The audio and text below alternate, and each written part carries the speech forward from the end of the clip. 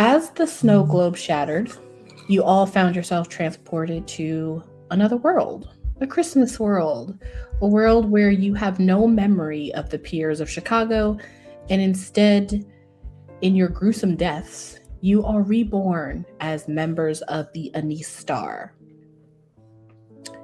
Liv, you are sleeping soundly in a plush bed with fine furs and silks. And as a new day breaks in endless winter wonderland, you awake with only the faintest memory of a dream. A dream where, as you are trudging through a winter storm trying to reach something in the distance, a large maw of a yellow eyed cat begins to swallow you whole.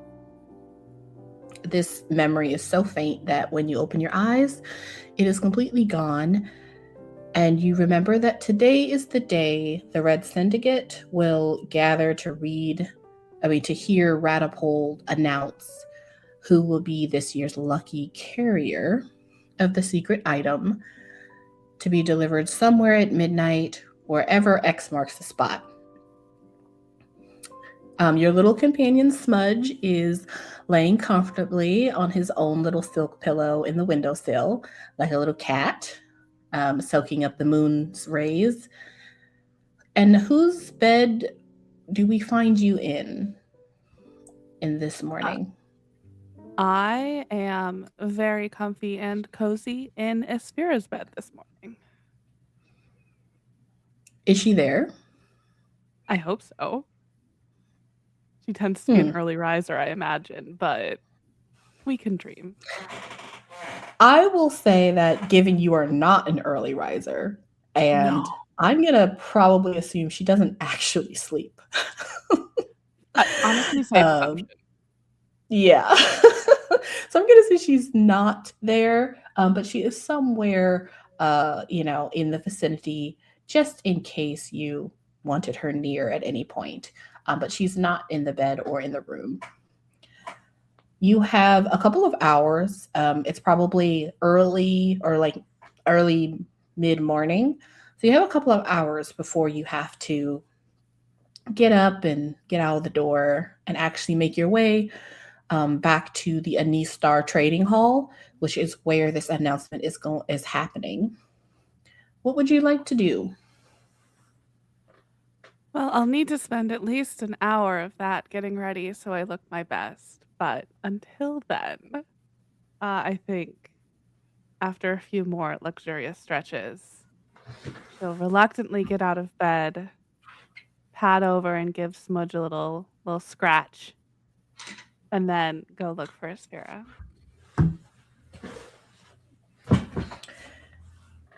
If you're in Aspira's bed, you're in Aspira's home.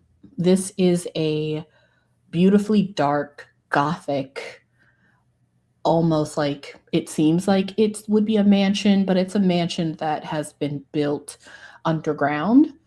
So you see roots going in and out of the walls, and there are no doors, but there are like really sheer black, almost lace-like curtains across each door. And the ground is ground, so it's kind of like mossy. Everything smells very earthy. But you can make your way anywhere throughout the it's fairly large, and I'll say you're maybe upstairs, so you can make your way downstairs to find her. And let's see, I'm gonna roll to see where she's at. Let's see. Okay. I'll say that she is. It's not a kitchen. It's more of a butler's pantry where she keeps like her herbs and tinctures and things. So you can kind of hear her clinking around glass as she is putting something together. But you can also, as you start to approach, you can kind of hear she is speaking very softly, as if she's speaking to herself at the same time. Ooh. Can I eavesdrop a little bit? You can try. You like to try to sneak up on a sphere. I love that. You know what? Let's see if We're you can do it. starting off with strong life choices from Liz. Exactly. Um, what would you like to do to try and make this happen? Um, as a cat with those allegedly quiet paws that every cat owner knows is a lie. Hmm. Uh, I just want to kind of pad up and conveniently linger long enough in the door frame that I can maybe hear what she's saying before she notices I'm there. Okay. That is going to be a flight to see Fantastic. if you can move as light as a cat. DC though for this is going to be a, I mean it's gonna have to be a 20. It's You want possible. to It so could yeah, happen. give me a DC 20. Oh, that is an 18. Dang it. Close. Very Close. close. Um you try to make your way a little closer, staying a little far away so that you can just kind of allow her to keep talking while you get close, but she hears you immediately and you hear her kind of lightly whispering to saying nothing at all. Kinda, had my way still stealthily, so obviously I wasn't, trying to be super into the pantry. On your name. What are you working on? You are walking towards her, and you kind of cross paths with a large tree trunk that is acting as a pillar. And on the other, and as you walk on the other side of it, you go from seeing her to her being gone. And as you start to say that, you can feel that she's now standing right behind you. She's really tall, right? Mm-hmm. Like 7 something foot. Perfect. Yeah, I just kind of like lean backwards and like tilt my head back until I can hopefully see her and grin. Good morning.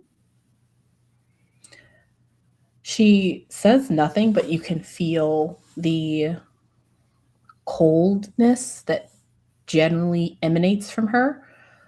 But she is in some way using it or commanding it to almost like wrap around you like a hug.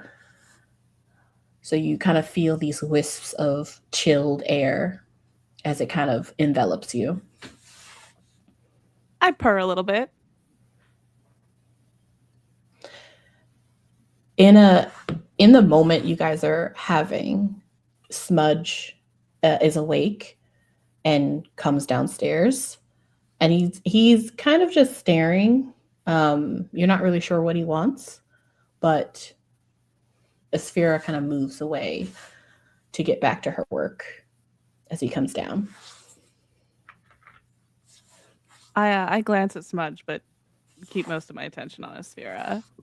Do you want to help me pick out my outfit for today? He has actually make a brains roll. DC is going to be a 10. It's possible. Mm-hmm. That's a 4. This is not a good sign. It's clear that he understands you and hears you, but he has a strange look on his face that you can identify. But he walks over to you and kind of climbs up your robe to sit into your hand. So you guys can pick out a cute outfit for the day. Perfect. I will make both him and Asphira, for as long as she is willing, sit through as many outfits until we find the perfect one. I mean, Smudge is used to this, and so he's fully giving you, he has like a whole scorecard that he likes to put up for each outfit. Perfect. Perfect. He gets me. Yes. Aspira is kind of doing 50 things at once. She sort of has some books that's kind of floating in the air that she's reading, but also paying attention. She has some tinctures she's working on, but she's also paying attention. She's doing some root work, So you have as much attention as you're going to get, and you can take your time figuring out what you're going to wear for the evening. We are going to cut over to a little hut sitting in the middle of a frozen lake where Fredda, you have actually been awake for a few hours now. And you've made your way to your little she shed here in the middle of the frozen lake.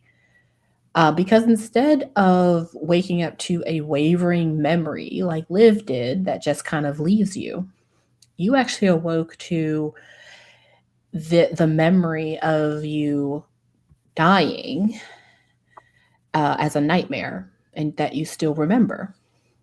You were falling, sinking into a frozen lake.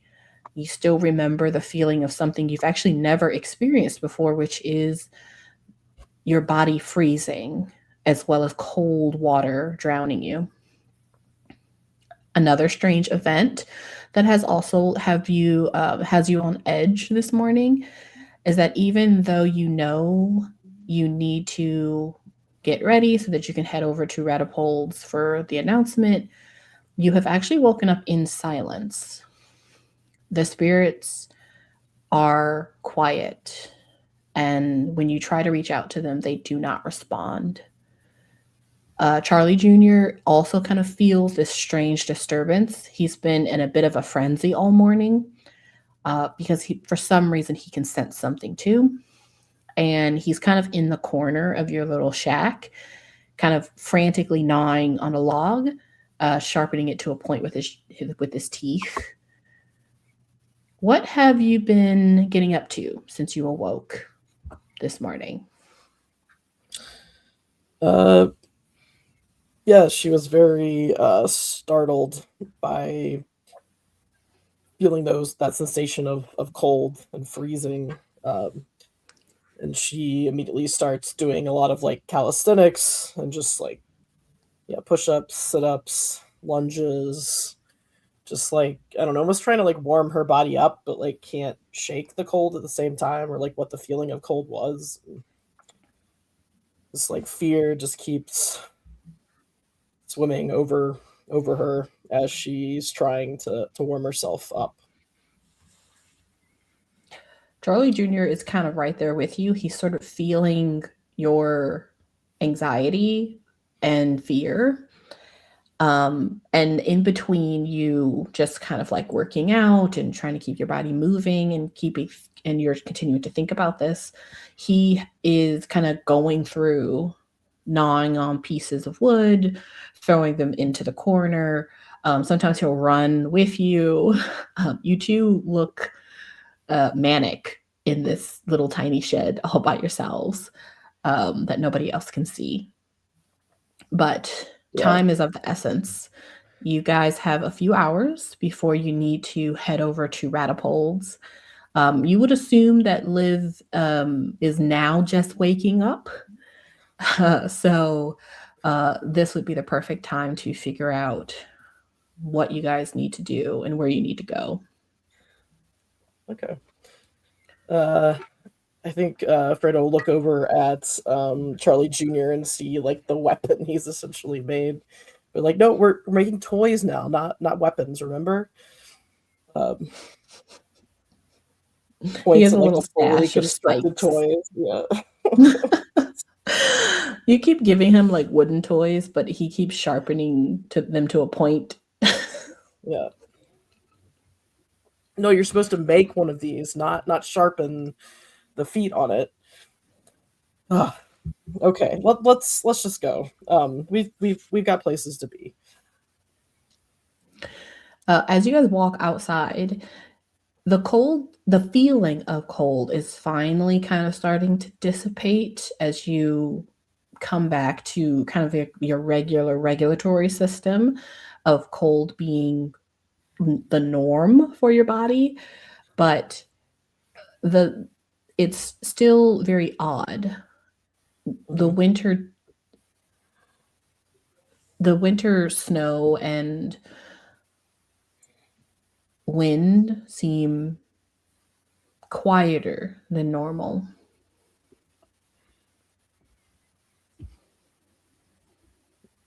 I'm gonna try again to summon the spirits, like actually break one of the crystals she has to try to talk to them. Oh, okay. You do that. Let me get you to roll a grit. DC is going to be 10. Natural 20. Explode.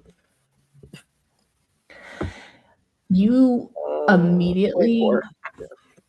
you immediately kind of feel as if you are going to get that sensation back again, that cold, freezing sensation, because it was just beginning to run across your body, but it is rebuffed. No matter how hard you call out, or even if you utilize a ritual, you realize that the issue is not that you are doing it incorrectly, or even that you aren't being heard. The issue is that there seems to be a barrier between you and them.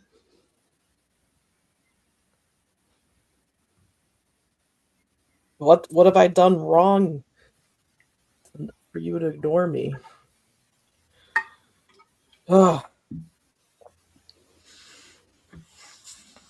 Charlie Jr., have you ever been cold? Do you get cold?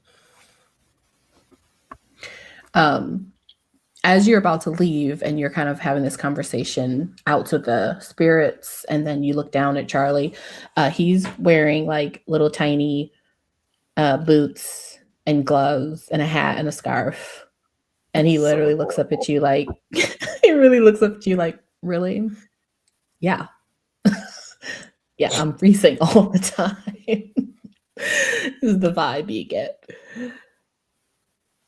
Maybe I need a coat too. Huh. Like rubs her arms a bit. He kind of looks you up and down like, okay. Yeah, and we'll proceed onwards.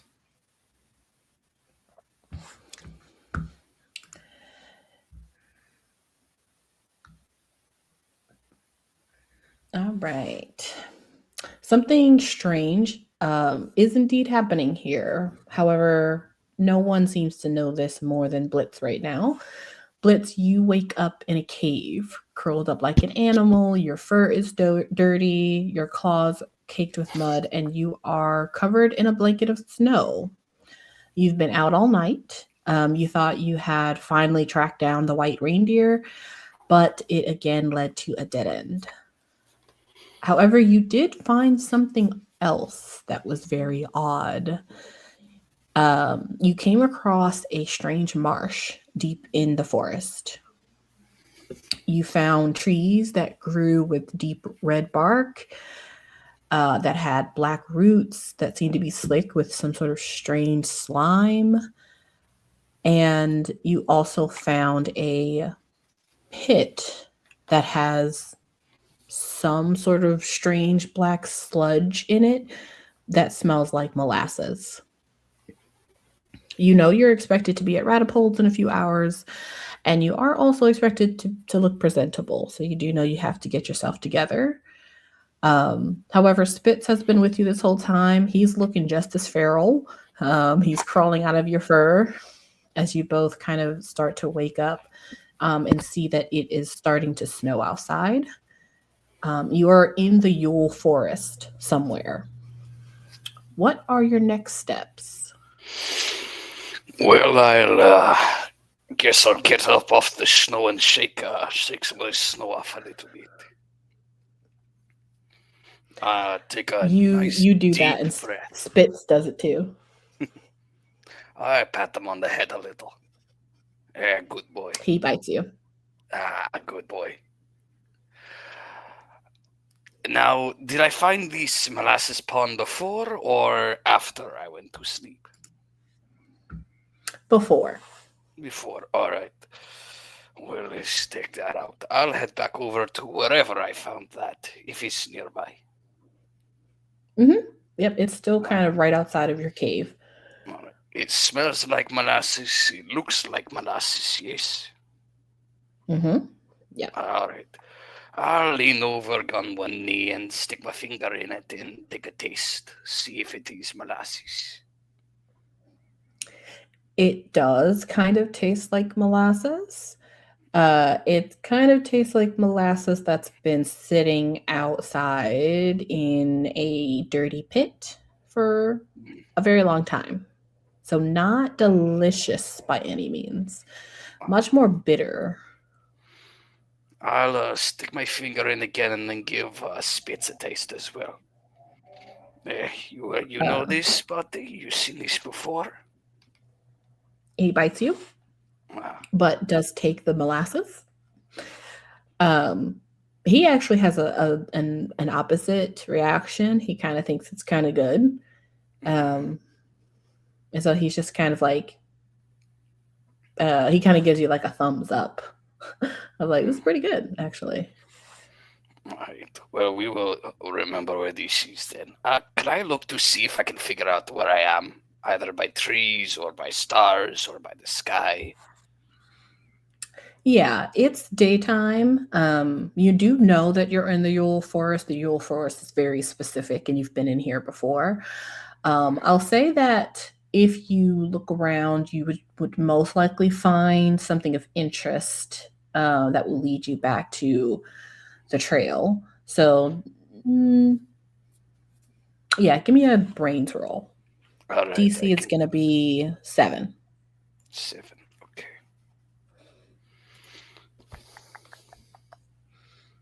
Brains is D4, so best of luck to me. That's a 2. You kind of can tell that you're supposed to go in one direction, and you think that will probably get you somewhere. Will it get you back to your home so that you can clean up before you're supposed to be where you're supposed to be? You have no idea, but you're going to hope so.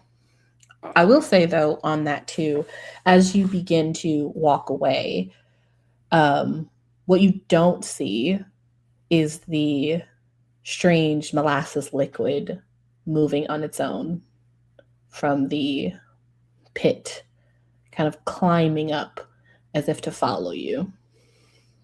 How marvelous. But you will eventually make your way, probably, drudging through more snow, more forest, so not getting cleaner, and it taking you much longer until you finally get back. All right, that's fair enough. At some point, can I send Spitz off to one of my guys to make sure to have them come check out the forest for this molasses pit? Sure. Anyone in particular? Send him to Comet. He's a barkeep over at the Deerstalker.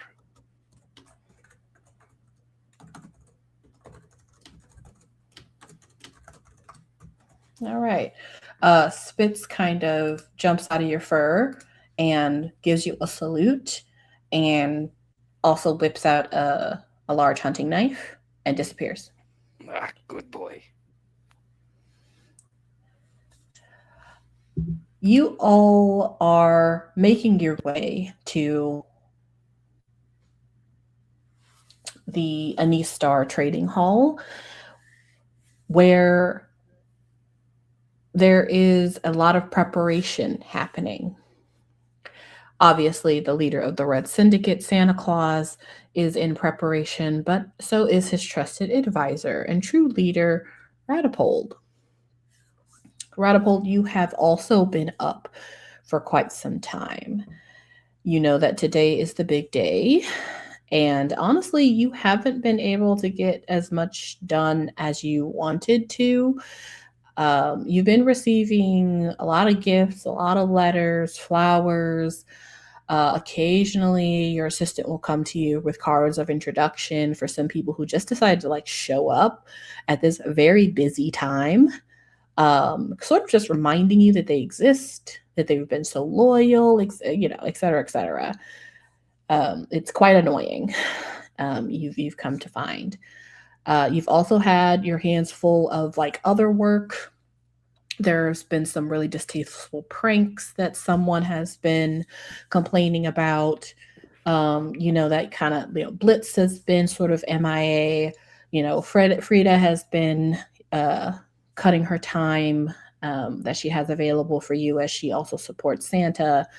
And Liv is now, living it up somewhere. She finds herself in out in the wilds more often these days.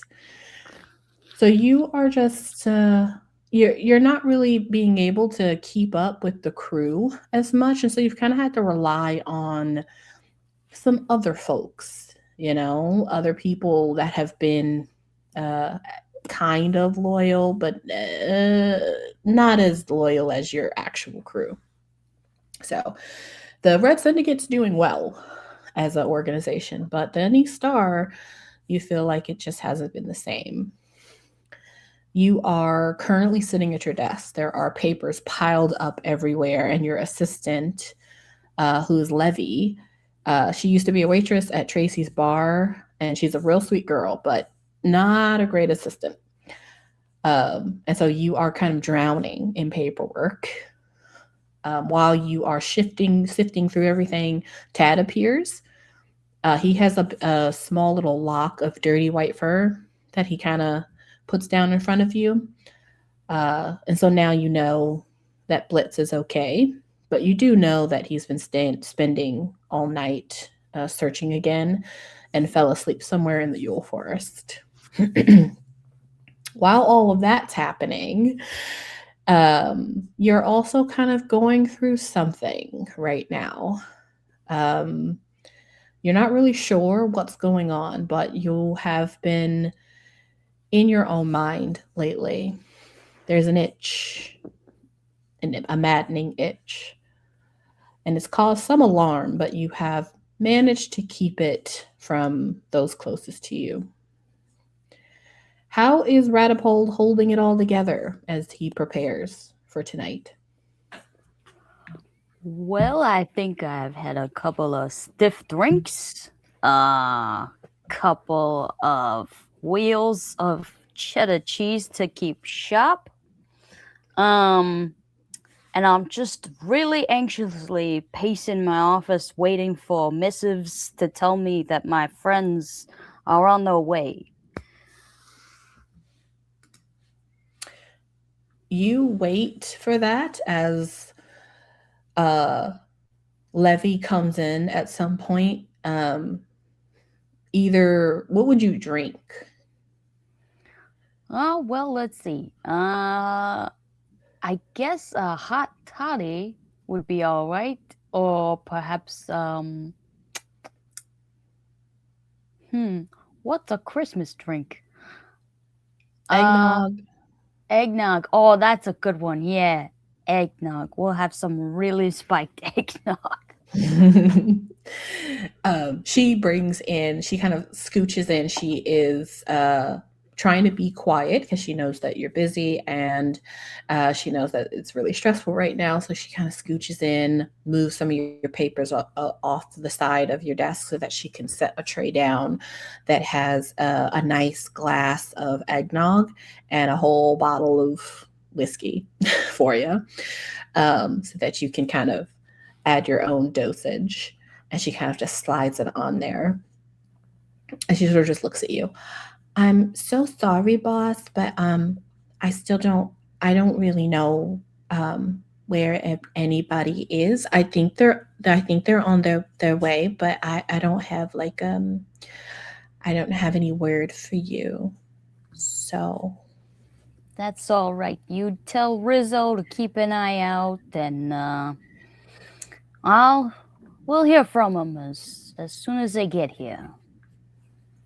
yeah, I'm sure they're on their way, and everything's gonna be totally fine. Yeah, it's gonna be fine. It's just our first night, as the Red Syndicate, and it's a big deal. It's a big deal. Yeah.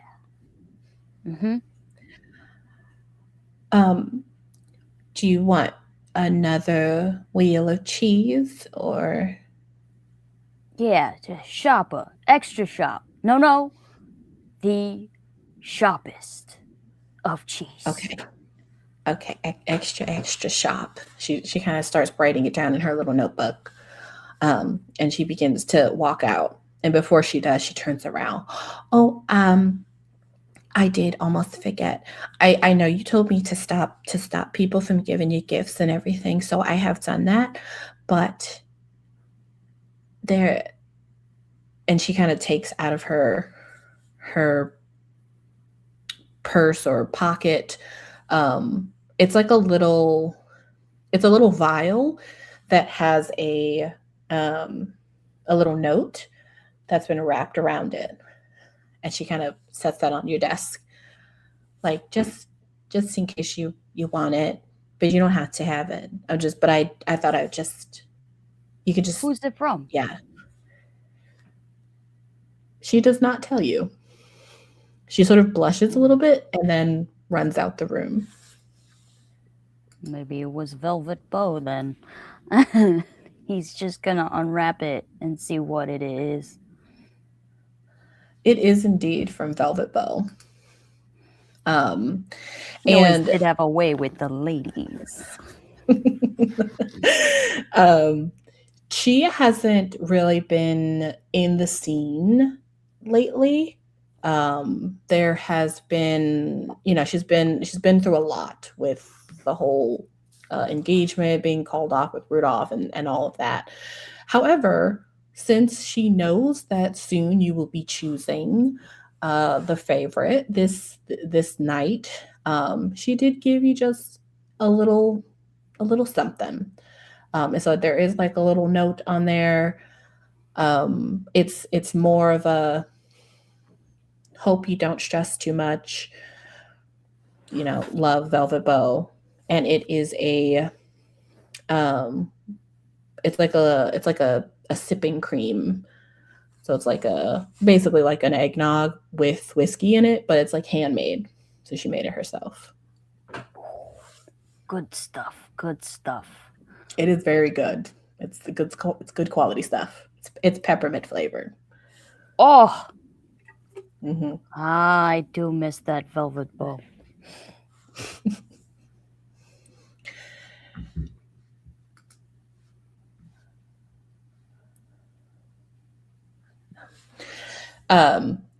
Along with all of the things that are on your desk and the time coming closer and closer, you do also have a few other things that you kind of need to talk about with some people,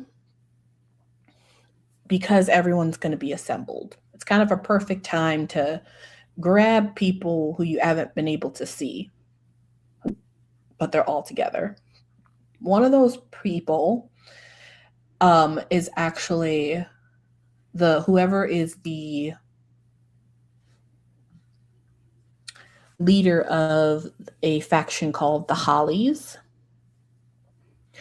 They have been doing some very interesting things. At least that's what the rumor has it going on. Apparently, they have been kind of harassing Rudolph since his heavy demotion and the heavy cutting of his territory. Some people are saying they're trying to basically like wipe him out so that they can take over. And they've been difficult for you to get your hands on, even though you've been, trying to get them to have a meeting with you. Your schedules just have never settled. They've cleverly avoided me. I see. Yes. Yeah. Just never works out. And then another, this isn't really a faction. It's just you think it's maybe just a bunch of people, somewhere in the city, but they are doing strange things. Again, according to rumor, they're doing strange things to animals. They don't seem to be hurting them. They just seem to be doing something strange, I guess, as a prank. And then the animals are acting weird afterwards. You have had some people investigate it, but nothing's really come from it so far. So at this point, you kind of suspect that probably someone at this gathering, because literally everyone comes to this, somebody will have more information about who's doing this so that you can figure that out. So you have a lot on your plate. Being king is difficult. Being king is tough.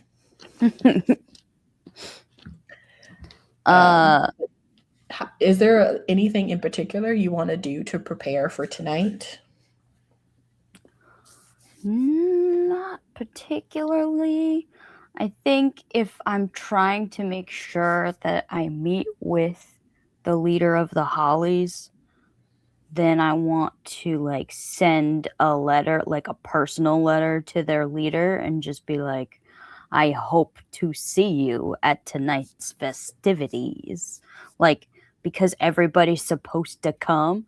So if you don't come, it'll be seen as an insult. So just want to hammer the point home that they better fucking be there. Okay. Would you have sent that to everyone or specifically the leader?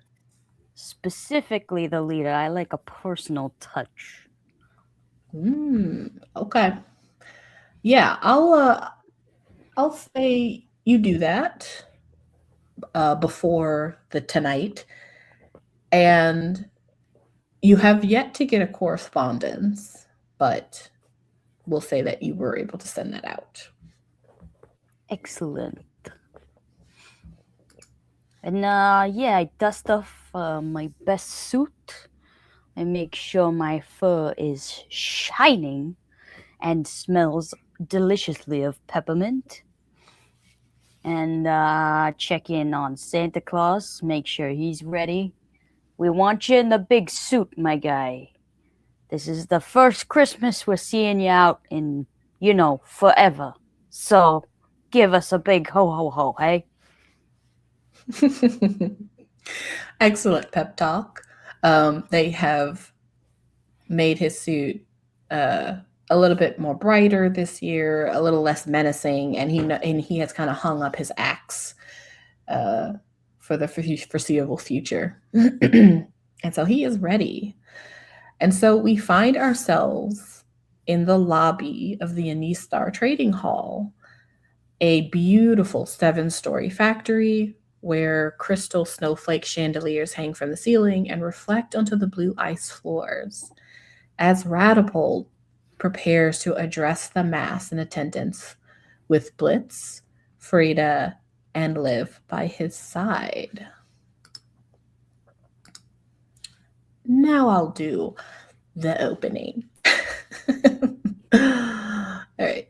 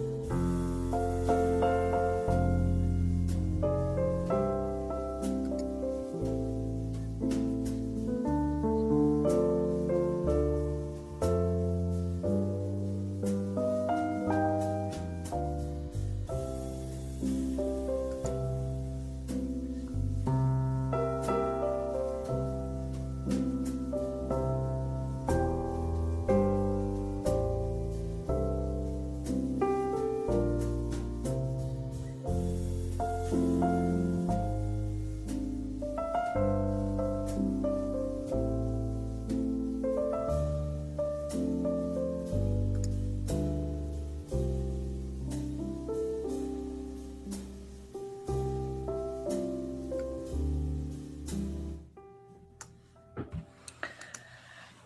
right. Hello, everyone, and welcome to the Aging Journey podcast.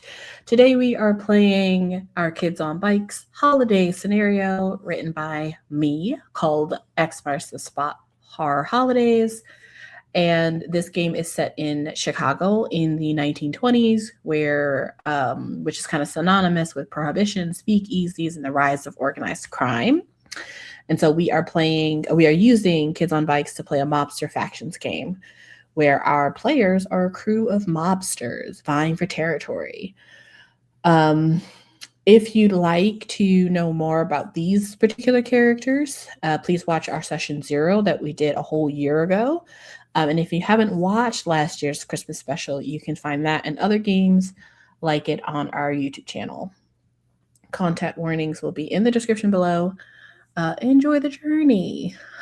So we pick up right where we left off, which is it is now the beginning of the new Christmas season, and it all begins with the pick, the choice.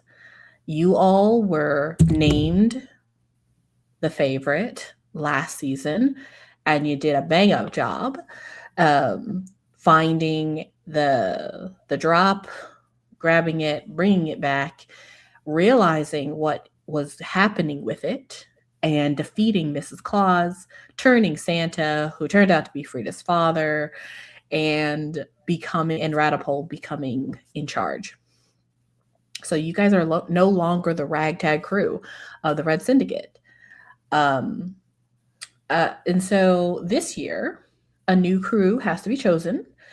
Just like you guys did, they're going to traverse the territories and on the stroke of midnight, bring back the drop. So in this room, we have Fatima, Rudolph, and Asphira. They are in the back of the area where you're all sitting. And there is mostly a bigger crowd in the front. And this is just kind of like a huge open hall where you've put chairs. A lot of the faces that you see at the front or in the crowd, you mostly recognize everybody from the different families. However, there are a good amount of new faces you don't recognize. These are people who must have joined the factions in between the year. And then there's also a particular group that you may all recognize pretty easily because they've been making a lot of moves this year. This faction is called the Hollies, and they're actually led by Tracy Holly's daughter. Her name is Cherry Holly. And she took over after her mother mysteriously disappeared last year. Wonder what could have happened to her. Ratapold, you have everyone's undivided attention. Did we do that? I don't remember that. I want to say you guys fought her at some point. Fun. But she has disappeared.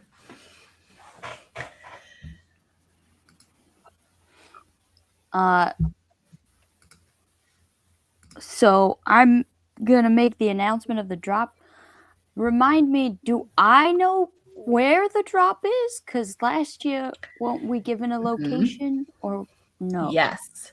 So what happened last year is you all met with Tracy, and she gave you the map that had the X on it.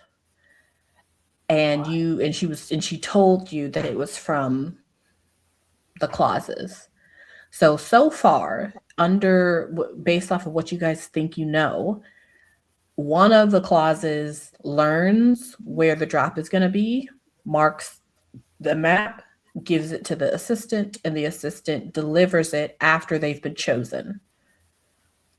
So right now you're going to choose, and then later tonight or like another day, you're going to have the crew come to, you know, either you or somebody in your crew or your assistant, and they're going to get the map. I'm going to say that, actually, go ahead and roll charm to see if you have, in the time you've been in charge, if you have figured out how they figured out where the drop is. So I think your DC is going to be, let's say it's going to be, well, actually, let me first roll for Santa to see if he would even know, because that might be your easy bet. Unfortunately, Santa has a D4 in brains, as we all know, because that is why he is Fredda's father. All right. So DC is going to be a 10. 3. Okay. Well, go ahead and roll your brains to see if you were able to figure it out somewhere. Oh, was it brains or was it charm? Charm. Well, Okay. I was gonna say charm because you're gonna need to talk to people. I mean, Mrs. Claus is dead, so the only person you can really ask is Mr. Claus, and he doesn't. Well, he got a 3, so I'm gonna let you choose.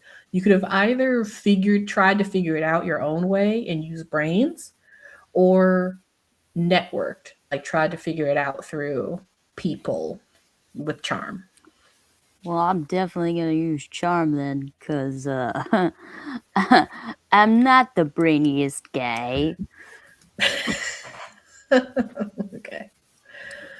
Okay, here we go. Oh, it's not so bad. It's a 15. Okay. Let's see. Who would know?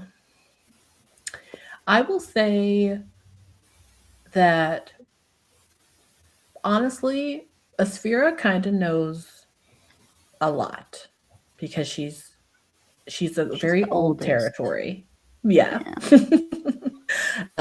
So I'm gonna say that you probably were looking for it, trying to figure it out. Santa didn't know. You probably mentioned it to Liv at some point, and Liv was able to give you a little bit of information. Essentially, according to her source, who I don't know if she can name that source or not, according to that source, Mrs. Claus has been having visions of where the drop will be. She didn't know like exactly where or who they came from. She would just have a vision of where the drop would be and mark it on the map. Oh, and so, good. I just have to have a vision. No big deal. I'll say based on your 15, since that was 5 over, you also do learn that this is not like a hereditary thing or something. It's because she was like the person who was supposed to know. So whoever is in her place would have it as well. So you can kind of infer. You can kind of infer that you might now, at some point, get a vision. And that's all you know. Yeah. It's fine. I'm not going crazy. I'm just having visions now. Exactly. Excellent. Well, you're all standing there. Do I have an idea of like what crews are around, or is it just kind of like picking a faction? Everyone is here. Obviously, and I'll actually put up the map. Fatima and the Candy Cane crew is there. Rudolph is there. If you had put somebody in charge of the Anise Star, you could have a new representative there. A couple of things have changed, and you can kind of see on the map. The reindeer prison is no longer a prison. It's now a rescue. And they've relocated further out so that they could have more room for the reindeers. So the people who used to work at the prison under Rudolph, they now work at the rescue, and they are now either under the Anise Star or they are their own faction. So that would be Blitz's old friends. The old territory is pretty much the same, but Asphira is there. She's in the back. Fatima is there. She's in the back. Rudolph is there. He's in the back. And then Velvet Bow, she isn't there, but she has a representative there. And so the 5 families are all there. And then there are smaller factions. The biggest one, and the one that's made most of the noise lately, is the Holly. And then there are a couple of other ones that are smaller. Like you've been getting kind of gifts and cards all day, so you know that there are a good amount of factions. Generally, the person who tends to be named the favorite is the faction or the crew who has done the most for the families overall. So you guys just had an amazing year. You were really like killing it at your trading hall and in your territory. So you, and I think you did something specific. Yeah, you found a rat in the chimney, non-literal one, but it's like an infiltrator, and that was also what got you noticed. So you could try to see if there's anyone, or you could just make up that someone has done something that you actually feel makes them worthy. Did the leader of the Hollies show up? She did. She is sitting. Her crew, the ones that came with her, are standing around her, kind of just looking butch. And she is sitting in the middle of them, legs crossed, staring directly at you all. Excellent. All right. Well, I'm gonna shake things up because why the hell not? As you all know, it has been a marvelous year for all of us factions. And indeed, I feel we have had much success as a group and as a family. But the family always has one red-headed stepchild that's just dying to prove their worth. And this year, it's them Hollies, ain't it? So, the honor of picking up the drop this year goes to the Hollies. Prove your affection worth your weight. There is shock, and there's kind of a moment of silence. The Hollies are a fairly new faction, and they also are kind of like you've had some worrying complaints about them lately, and so some of the people are already kind of whispering, looking at each other. There's some heated faces happening out in the crowd. And Rudolph in particular, who's in the back, he fully just stands up. He fully just stands up and like walks out without waiting for anything to close up. That's all right. He's a douchebag. And people begin to talk.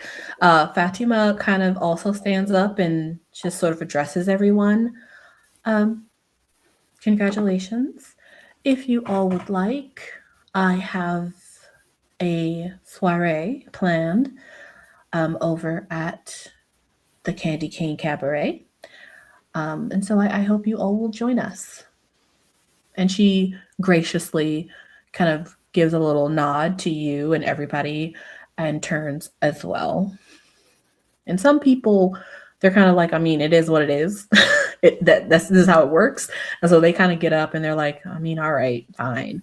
Other people are still kind of sitting there, a little sour. But people begin to get up and graciously accept. And the Hollies, they actually surprisingly don't really make a scene. They keep it together, but they are excited.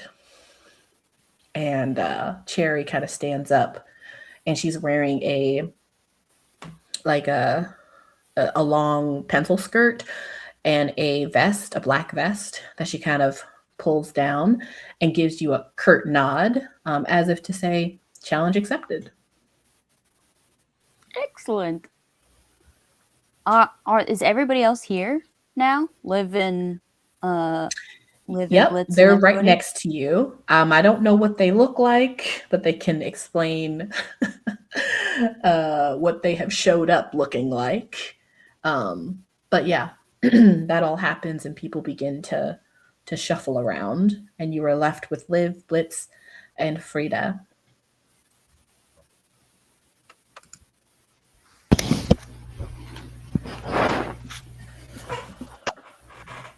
Well, sorry for the shakeup, everybody, but I figure we'll either nip this thorn in the bud, or it'll prove to be our most beautiful rose.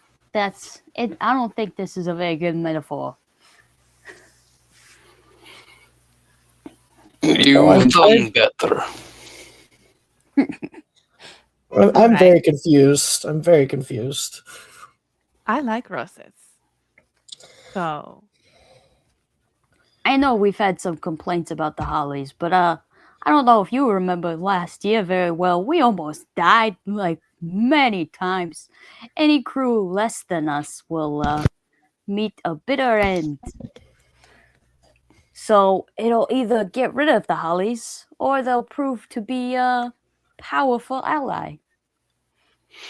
Are you wanting them to fail? It would cause less problems if they failed, I feel. I'm sure Rudolph would be happy if they failed. Will they get attacked if Mrs. Claus is gone? Oh, no, but there's lots of other things out there that want to attack people going on the hunt for the drop. what don't we want to make sure we get the drop?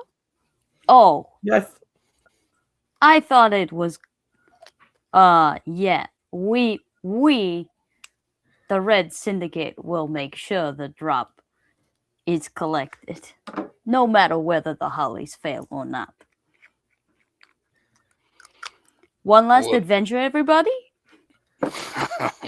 What do you want us to do to make sure it goes off without a hitch? Well, supposedly I'm supposed to have a vision of where the drop even is, and I haven't even had that yet, so I don't know. And he has another drink of eggnog.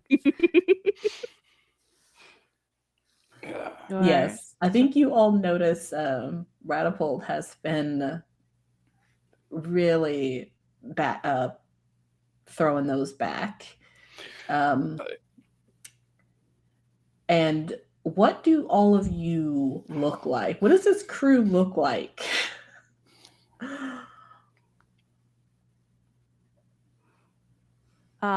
Liv is in a slinky silver dress that has holly embroidered on it. Holly and mistletoe, and all of the berries are actual gems. Wow. She's very shiny. Okay. Glam. Okay.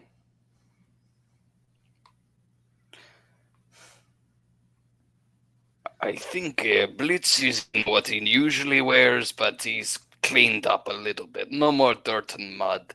Maybe a little bit behind the ears, but nice vest, fur lining around the collar, good red t-shirt and jeans, nice shiny belt buckle.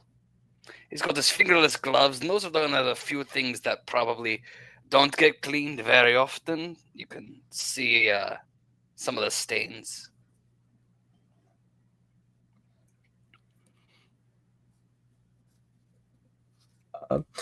And Fredda's dressed in like a sleeveless like Santa suit with boots and everything and hat, trying to dress like her dad. Aww. Ratapold is, I'm assuming, in his regular garb, but you all can kind of see he's visibly worn. Don't throw it back too much of that eggnog. It's not good for your health.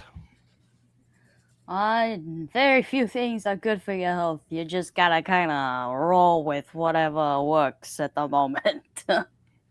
Ratapold, have you not been relaxing? Oh, yeah, Liv. I've been relaxing. Like, oh yeah. There's been so much to relax about. Definitely no wars started between factions. Definitely not people counting on you every second of the day. Definitely not. No, definitely not. I've been relaxing, going to the beach. The beach. Yeah. Oh, good. It's important that you find some free time for yourself. That's what you wanted. You Oh, don't sound like you're enjoying it. All the power. I did want this, you know. I did, but I also wanted it with, you know, the star niece. I miss you guys. Oh, Have you not taken a vacation? I couldn't really. My new assistant is garbage. Just as you say that, Levy. Oh no. Levy walks by. Everyone is starting to like move around, but she does have a job. She is your personal assistant, and so she is going and walking over to Cherry so that she can let Cherry know that, like, okay, next steps are, you need to make an appointment, and when she comes, she's going to come, and this is what's going to happen. So she's giving her instructions from what you can tell from afar, and Cherry is kind of nodding. Oh, good. But she doesn't hear. She doesn't overhear any of your stuff. You just kind of say that, but then you see her, trying her best. I mean, she's okay. She's just not you, Fredda. Like, oh my god, you do so much good paperwork. Maybe I should introduce her to some of my systems. Oh god, could you please? I can't find anything in my desk. It's all just jumbles of paper. Yeah, there's got to be a better system she can use. I'll talk to her. I'll show her. Santa bless you. Oh, that reminds me. I have something for all of you. And Fredda has like a sack over her shoulder and opens it up. It's like made each of you like a wooden carving toy. Gives Blitz like a bear and Ratapold a rat and Liv a cat. They're not very good. Oh. Yeah. How much are you Very wanting for rudimentary. these? What's the price? I'm getting better, right? It's Yes. adorable, Fredda. There's much improvement. This one has a tail. See? Yep. They also all have been, their legs and things have been sharpened to a point. Oh, They I can't like use them this as one a lot, weapons. actually. That's I'm gonna thanks to Spitz would use Charlie like these Jr. very much. Yeah.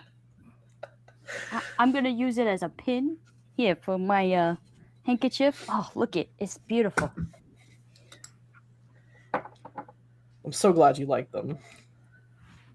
Well, thank you very much. How's it been with Santa Claus? We've been learning a lot from each other. I've been teaching him how to keep better track of the toys he makes, and he's been trying to teach me how to make toys. It's coming along.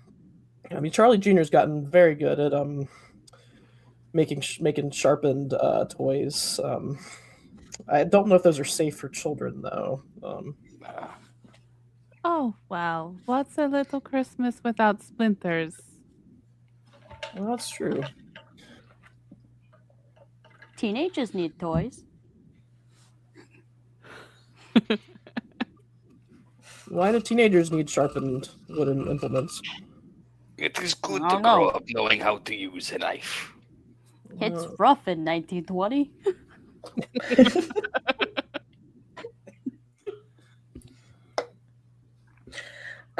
As you guys are talking, and Holly and or Cherry, Holly, and Levy finally depart one another, Levy comes over to you all. She kind of smiles at each of you and gives you a small nod, and then looks to Ratapold. I got them all scheduled. I looked at your book, your calendar, and it looks like you were available tomorrow, and so I got them scheduled for tomorrow. Is that okay? Sure. Yeah, that's great. Just I have to have a vision by tomorrow. No problem. Hey, has anyone tried those hallucinogenic candies that Fatima's making nowadays? Ooh. I would like to try some. I've had a few. They're pretty good. Oh, As you guys are maybe talking, Ratapold. she walks away. Oh, maybe we could find some hallucinogenic cheese for you. Cheese. Oh. See, now that sounds more up my alley, if I'm being honest. Maybe some really moldy cheese. Really moldy cheese? It's got like a fungus to it? Yeah. Yeah, exactly. Isn't most cheese just fungus or mold? It's something. There's something that happens to milk to make it solid. I don't know. I'm not a scientist. No, I know you are not. Asphira has a lot of strange plants. Do you want me to see if she has something? Oh, maybe. That might work. Hey. Here's a question, everybody. Have you heard of the weird things that are happening to animals in this city recently?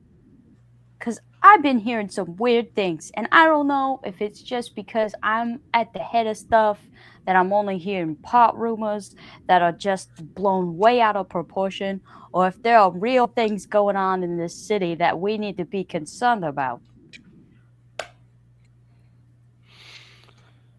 Would Yeah, we report it? I mean, doesn't Frida married into the Walnut family, so that they raise a lot of animals? They do. Would it be affecting them?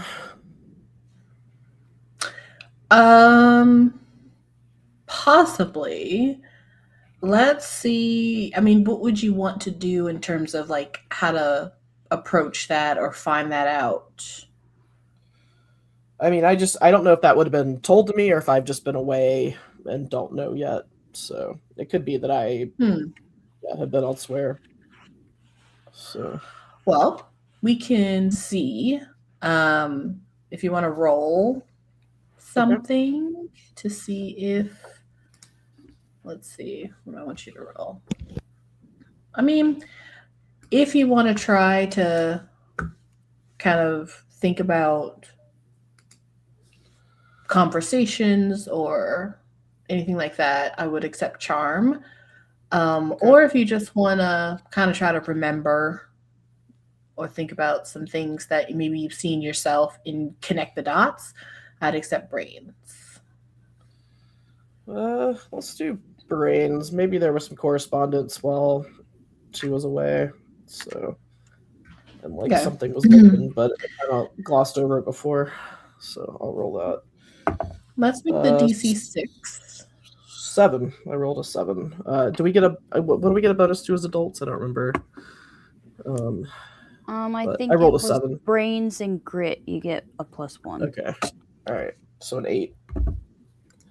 Okay. Let's see. So I believe I'm just checking to see if they deal in trading or breeding, because I can't remember. I think because somebody does beasts and somebody does animals. Let me just see. Cha.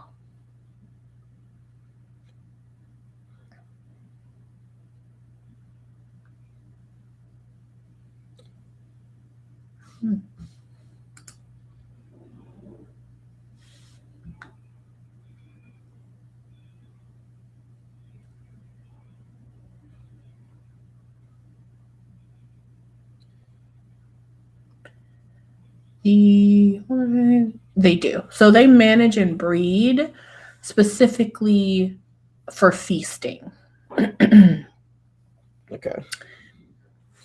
So yes, I think based off of that, you would have heard that there's something strange going on. Particularly when they have animals in pens, like all together, like if they have a pen of rabbits or if they have a pen of turkeys, strange things seem to happen. One will start to act strange very suddenly, and it will begin to ostracize the other animals in the pen, and they will become very afraid of it and like stay and try to keep away from it, like stay away from it at all costs. And they don't really know why, because there doesn't seem to be anything wrong with the affected animal that they can see. And there doesn't seem to be any strange behaviors that would cause it. So that's what you would probably learn about that. Yeah, like open my briefcase and start pulling out like letters from like my spouse and from Roger, their dad, or I don't know, uncle or something, and yeah, just like show Ratapold those the correspondence there. Like, have you talked to the Walnuts about this?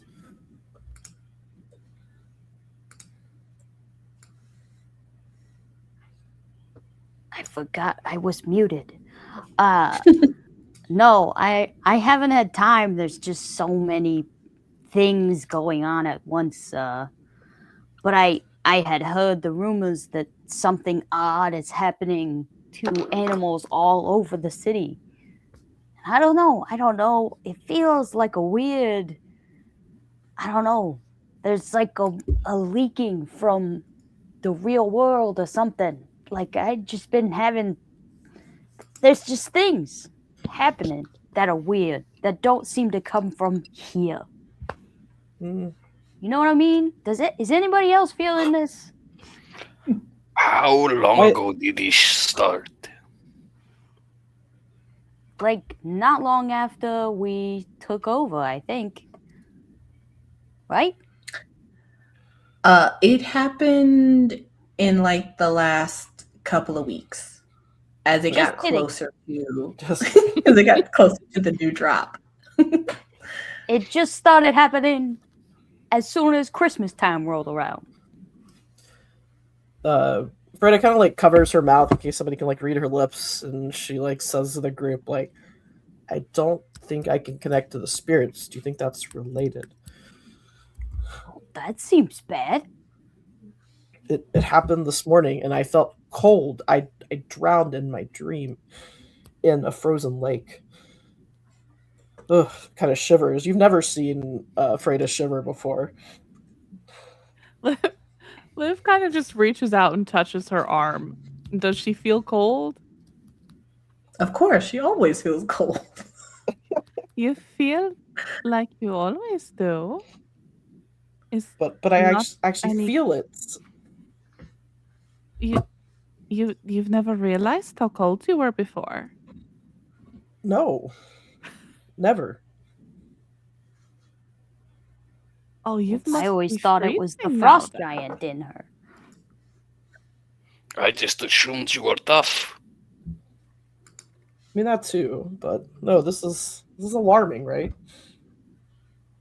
Yes. I don't Did know you- why. Did we break something when we killed the Crimson Lady, the Red Lady? You'd think we would have fixed something as we let loose Santa Claus and got rid of a demon lady with horns on her head. Oh yeah, she had horns. Yeah. If killing her was a problem, surely it would have manifested something before now. Yeah, we're talking 50 weeks in Yeah. between. I haven't noticed anything strange. As Liv says that exact thing, Oh, no. perfect timing. Ratapold, you feel as if someone has taken an ice pick and is jamming it in the back of your skull as the worst migraine that you've ever felt begins there and then spreads to your temples and then to your front, basically blinding you with white light as you see a location behind your eyes. This is debilitatingly painful. You actually convulse and you are going to collapse unless somebody catches you. At that exact time, Blitz, you are unable to catch him because in front of you, Spitz pops up. He is covered head to toe in blood with a knife in his hand. Wow. Oh, never mind. Oh, This no, is he more did it important. again. Please, welcome back. Looking good, I see. Fredda will try to catch Ratapold. Oh, Okay. Let's have Fredda try to catch Ratapold. I'm gonna need a flight from Fredda. Okay. Okay. Blitz, as not only is Spitz just come back to you suddenly, but he's not just like normal. He seems to be in a maddened state. He is waving his arms. He's trying to communicate something to you that you are actually having a hard time understanding because he's so manic. And in his frustration that you're not catching on quick enough, he is going to try to climb up you, starting with your like foot and your legs, but he's going to do that with like the knife. So he's stabbing that into your foot and then climbing up, stabbing that into your leg, climbing up, stabbing that into your leg. Okay, Fredda, go ahead and roll. Let's make the DC you're right next to him, so let's make it a 7. Okay. Only a 5. Okay. You are able to get to him, but he crumples to the ground and he doesn't hit anything of importance, like his head or anything, because you are able to grab him. You're just not able to fully grab him before other people notice that he is crumpled to the ground. Blitz, what are you doing? I want to try and grab Spitz by his head and pick him up before he climbs all the way up my leg. Okay. You are, well, how manic is he? He's pretty manic. Go ahead and make a brawn roll to see if you can grab him. DC is going to be. Let's make it a 3. Oh, good. I rolled a 2, but I'll use my adversity token so I don't fail. Okay. This is my best stat, by the way, and still I roll a 2. Oh no. At least I failed. He's slippery. You realize that as you're trying to grab him, it's not just blood, it's like chunky viscera. And it's also a little oily. So he's a little difficult to grab. But you eventually grab him. You do not grab him at the moment where he has taken the knife out, so it is left in your thigh. But you were able to grab him. Liv, what are you doing as all of this is happening? I think she has moved to kind of block the view of Ratapold from the rest of the room. So they won't notice that he's taking a tumble. Okay. I will say that it's kind of going to be obvious. So I think instead of you trying to shield him, I think this is more of a charm roll for you to kind of convince the room of something. Oh, haha, Ratapold said too many dogs. At the moment, really the only people left in here, because Fatima has already left because she has a party that she's throwing. Rudolph left early. The only people that are really in here are kind of like Asphira. She's in the back. A couple of the smaller factions, as they are kind of like, they were getting ready to leave. And then the Hollies. So roll a charm. DC, I think it's going to be a 12. Uh-oh. Technically possible. Ooh, that's an 11. So I will spend an adversity token to make it a 12. Oh, okay. Does that do adversity token additions equal explosions? Yes. Okay, so that explodes. Okay. Plus 7. So 18.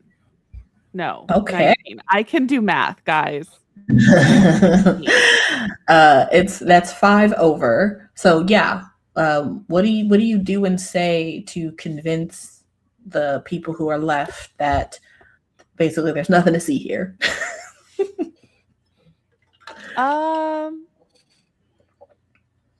I think she just kind of like looks at it, does this very contagious laugh, and then just starts to like gesture towards the doors and ushering people out and be like, oh, we are going to have such a fun holiday season. I'm so excited. You have to try the new sugar creations that we have made with the candy canes. The door's over here. It's going to be fine. We're all in the holiday spirit. I was loudly talking about hallucinogenic candy too. Yeah, I think Fredda's just like running out the door like firemen carrying you as you're doing this. Really outdone herself this year. You have to go to her party. You have to try everything she has made. Yeah, there's a lot going on with you guys, and I think people are just confused. Yeah, I think people are just confused. They're just like, what? Okay. I will say though that even with that high charm, Holly, Cherry is very perceptive, and so she kind of hears you, but she's looking at everyone as they kind of walk away. And I think at this point, as Fredda grabs Ratapold and rushes him out, and Blitz gets his hands on Spitz, and you're able to kind of calm whoever's left. They finally all make their way out, and you guys are actually fully alone. I'll say that Asphira also is about to walk out, but she looks back at you just in case you want something. before she leaves.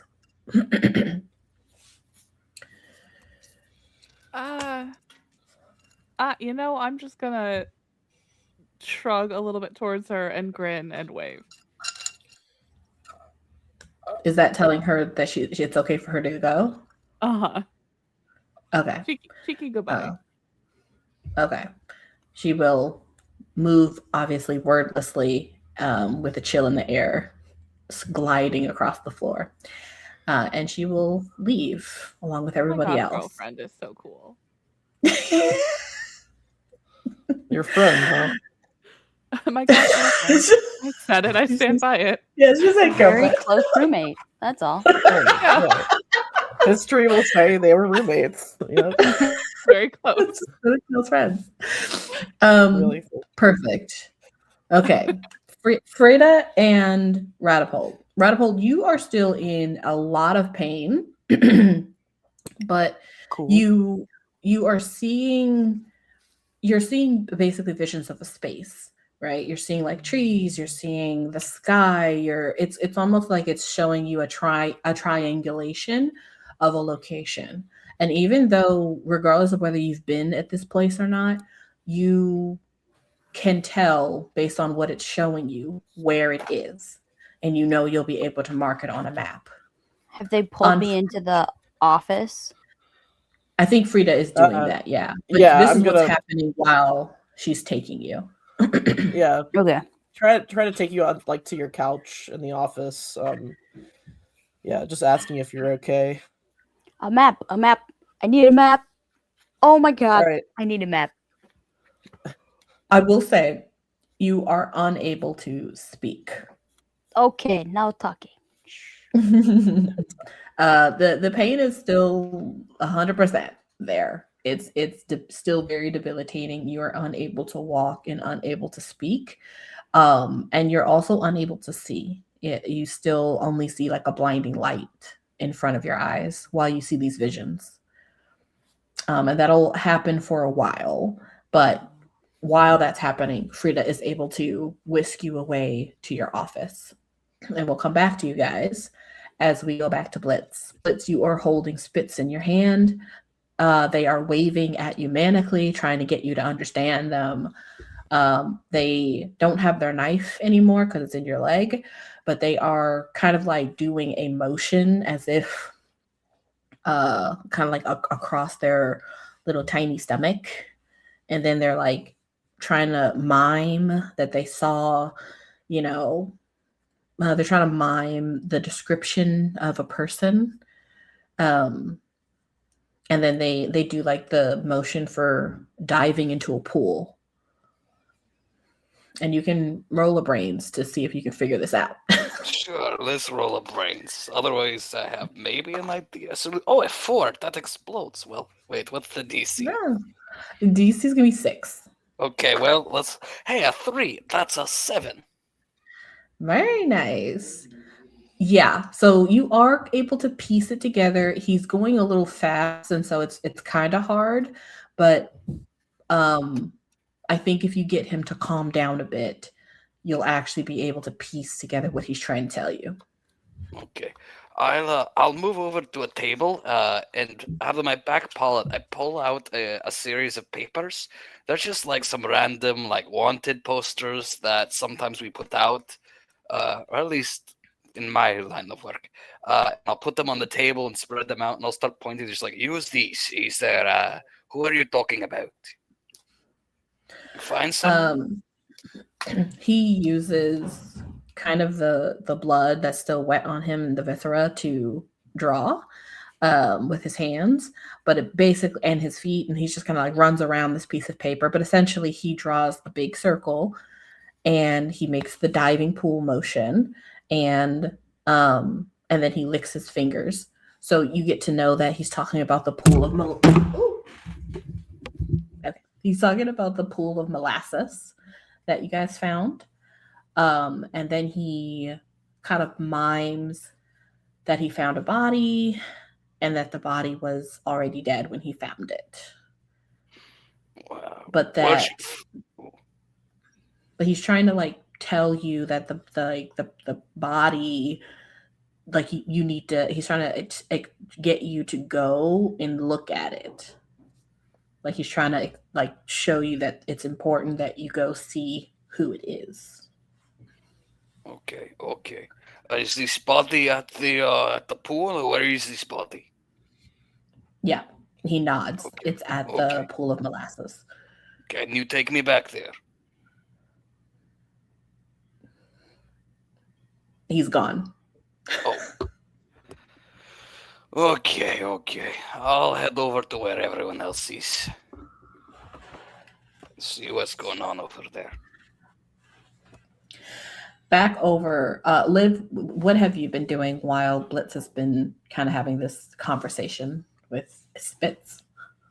I think after she was pretty confident that prying eyes were out of the way, she would have just stood there and eavesdropped on Blitz.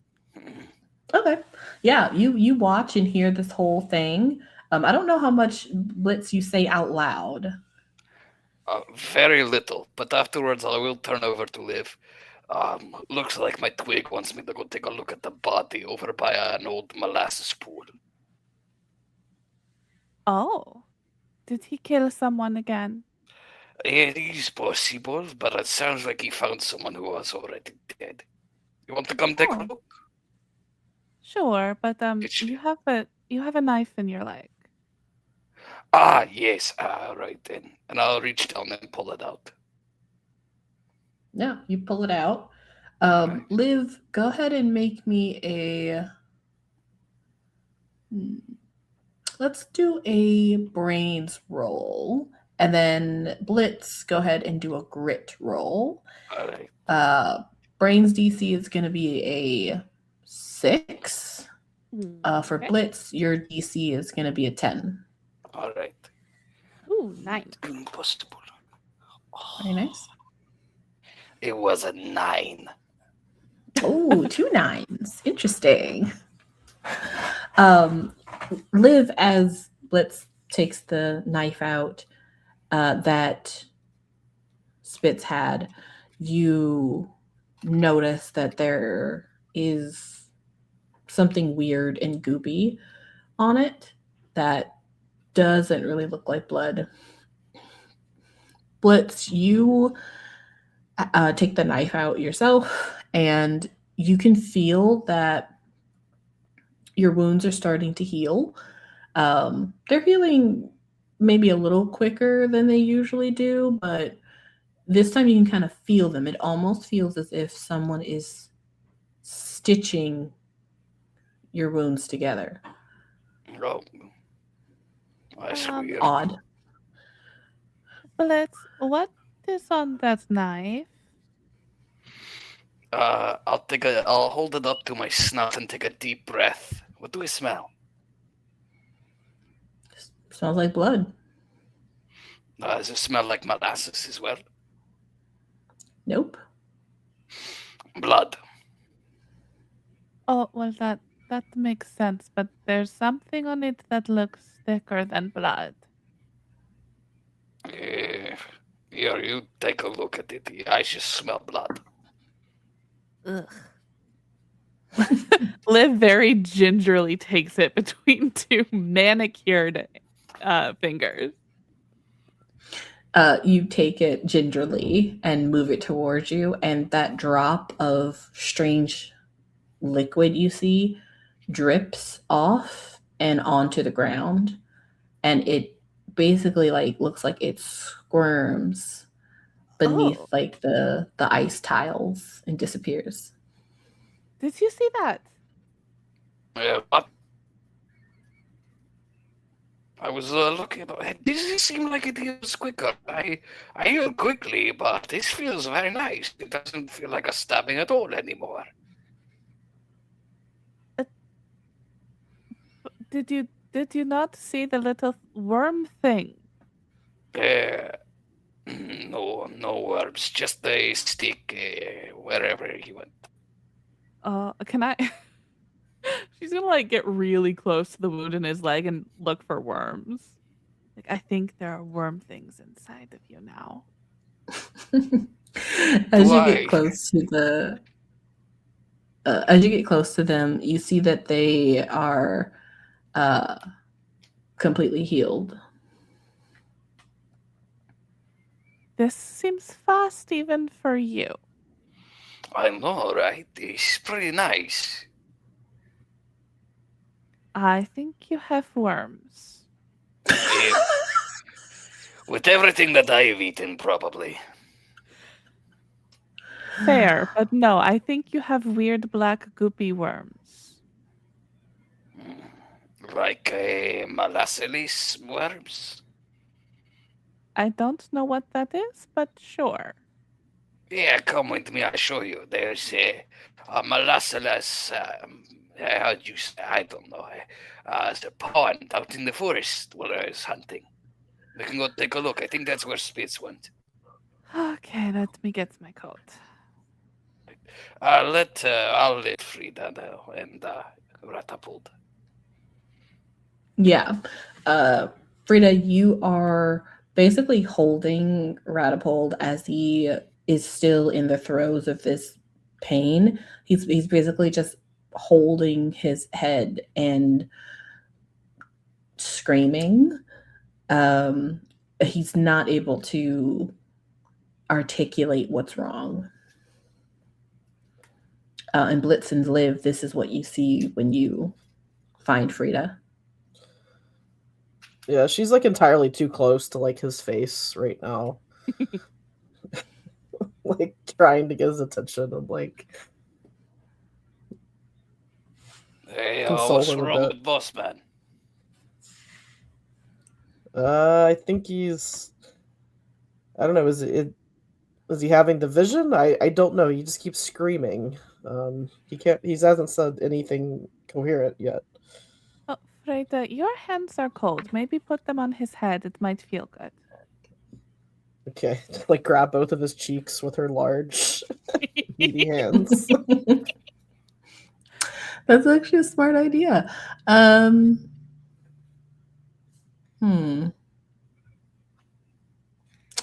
Go ahead and roll a fight. Okay. DC is going to be, we'll say a 5. All right. That was a 7. Okay. He has begun to stop screaming. His eyebrows are still like knitted together. He seems to still be in pain, but it has lessened. But his eyes are still firmly shut. And instead of screaming, you can hear the grinding of his teeth. Oh, Should poor I put a stick in between his teeth? Is he gonna What? hurt his teeth? Can you even get his jaw open without breaking it? Blitz and I can try. I'll Okay, say but- you're able to stick a stick in there. Grab one of the toys out of my bag that I've been working on. That one's pretty sharp. Make sure he doesn't swallow it. Like Charlie Jr. like reached out and like tried to get him to like bite the sharp end off that he had carved. He does that for you. Thank you. Smiles at him. I'll say that All right. you are able to lay Ratapold on the desk. You'll have to just push everything onto the floor so that he has some room. Put the like a biting chew in his mouth and keep your hands on his temples. And over time, he will hopefully be able to get to a point where maybe he can rest. And then hopefully when he wakes up, he can explain what's been going on. You see, this is why it's important to take breaks. Yeah, it could be a nervous breakdown. It could be the vision. We don't know yet. It's 50-50 with Ratapold. My money's I- on bad cheese. Live He would and say live. that No no idea. cheese is bad cheese. Lynn Blitz, as you guys are standing there, Spitz comes back. This time he is both drenched in visceral blood, but also now he is dripping with this heavily scented black molasses. And he's kind of waving his arms around, and as he's doing it, it's kind of getting all over the place. All over Ratapold's papers, the floor. No, get him and his molasses worms out of here. Come on, Spitz, I'm coming. We have a situation here. I'll be there in a moment. Or probably an hour or two.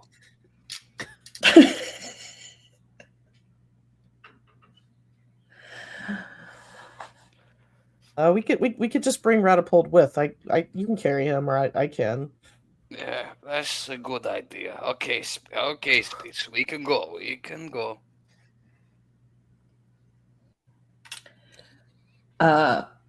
Ratapold, you can't really feel anything that's happening outside of your body. You are locked inside your own mind.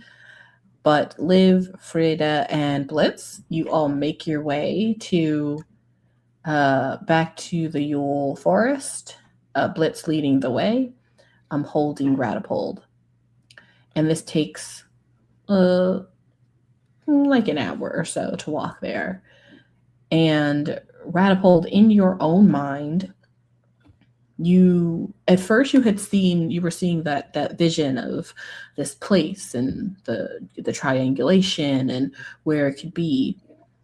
And then slowly, as that went away and your mind started coming back to you, there was a itch that you've been feeling.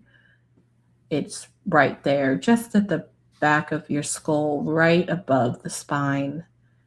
And this time, this itch has a voice attached to it.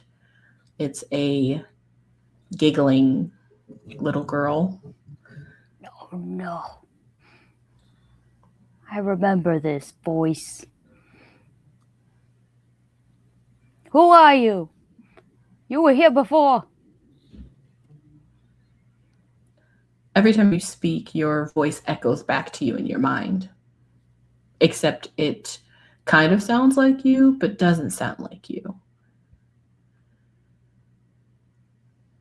Echo, echo, echo. Exactly.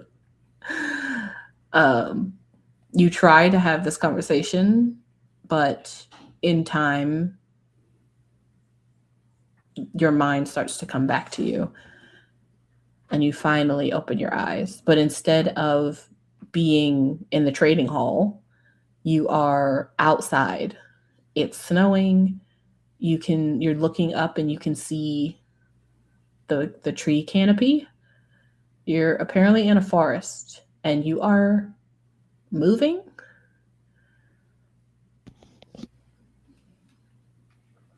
Hello? Hello? What is happening?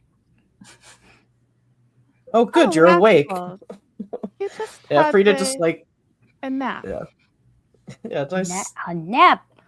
Why are we in the forest? We're following a Spitz. He found the body of some kind. He might have also made the body of some kind. That's also true. And I think Blitz has worms. Blitz? Oh, don't carry me. Let me down. Oh, okay. I'll just drop Ratapold. Ah! Fredda will try to catch you again. You're fine. Gee, thanks, Blitz. I forgot how literal you were. He's one of my endearing traits. Yes, endearing. That's exactly what I was thinking. Good. Me too. Where are we going? Molasses pond. to find the worms? Are we looking for worms? I think the well, worms are there. Oh, Molasses pond? Is this a normal thing here? Great question. Anyone can make a brains roll to see if this is normal as you all come upon the pit that is now a bit different than what you saw originally, Blitz, which was just a pool of standing molasses. It is now bubbling. oh, We'll make the DC 10, I think. oof. 2. Ooh, that explodes. I exploded too.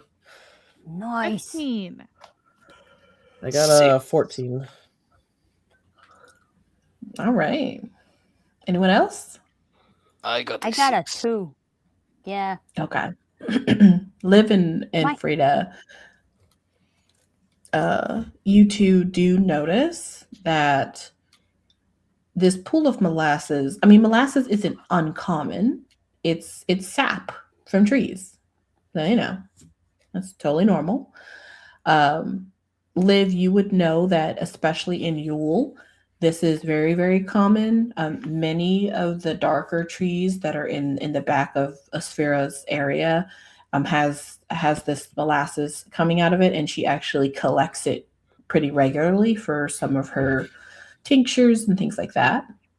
Fredda, you would also realize that this is not abnormal. You know, a lot of trees have molasses inside of them, et cetera, et cetera.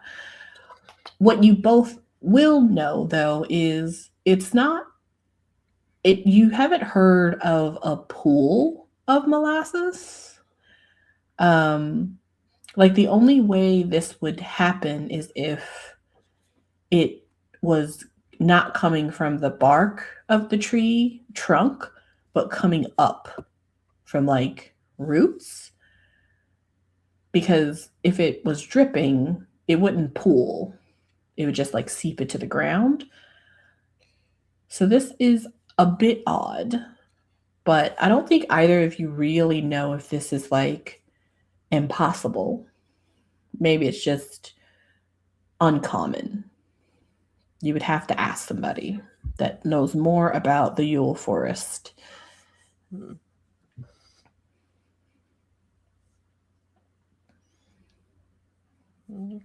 Stranger things have happened here, but it does sound a bit odd.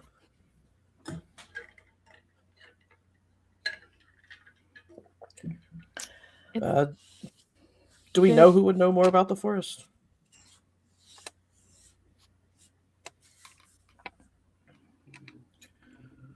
Are you asking everybody that or me? Oh, no, I was asking you. Sorry.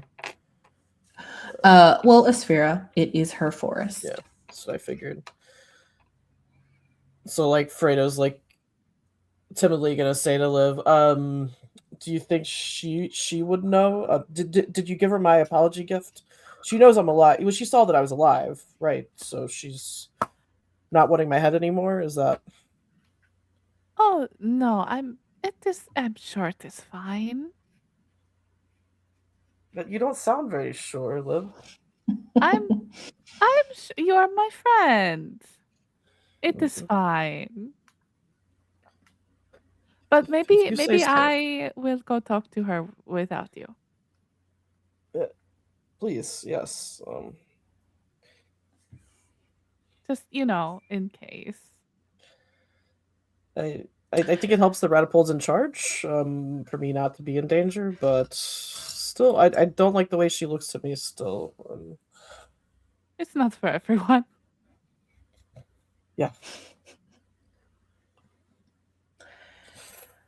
Yeah. Who is looking for the body? I definitely am. Okay. No one else? I think Fredda would be helping too. I am Yeah. keeping my tail in my hands so it doesn't touch anything. Liv is on high alert for molasses worms. Okay. Anyone who's looking for the body, you can probably just let me know like where you're going, like where you're walking, if you're walking around, and I will ask for a flight roll to see how well you tiptoe around this area looking for whatever you're looking for. So anyone who's looking for the body and walking around, your DC is going to be a 7 for flight. Okay. If I get help from Spitz, does that go up or down? How would he be helping you? I'll pick him up again. All right. Where did you find all this blood? Walk over there. Show me where it is. Okay. I'll say that your DC's 5. All right. Afraid I rolled a 1. Okay. 2. Okay. You two are basically right next to each other, following Spitz, who is a little itty bitty tiny twig, who is extremely nimble, but also he doesn't understand like where you can and can't walk. So he does exactly what you ask him to do. He shows you to the body, and as you guys walk up on it, you both feel your feet sink into sludge, into the marsh, as you both begin to... Actually, I'm going to roll real quick. You both begin to sink. Go ahead and roll me a grit roll. DC is going to be... Oh. DC is going to be a 20. Oh no. Rough. I rolled a 19 and I have a plus. You get a +1, right, for grit. Lucky. Nice. I got an 8. Okay. Fredda, you and Blitz both sink immediately, but Blitz is literally disappearing in front of your eyes while you were able to hold on to, maybe something as you were sinking before you could actually completely disappear. He is already up to like his neck. So I will give anyone a moment if they'd like to do something. I have something I can do if no one else wants to. Is there like a branch we could offer him to help pull him up? You could try. I have a question. Mm-hmm. How many times a day can we use our special powers? Just once?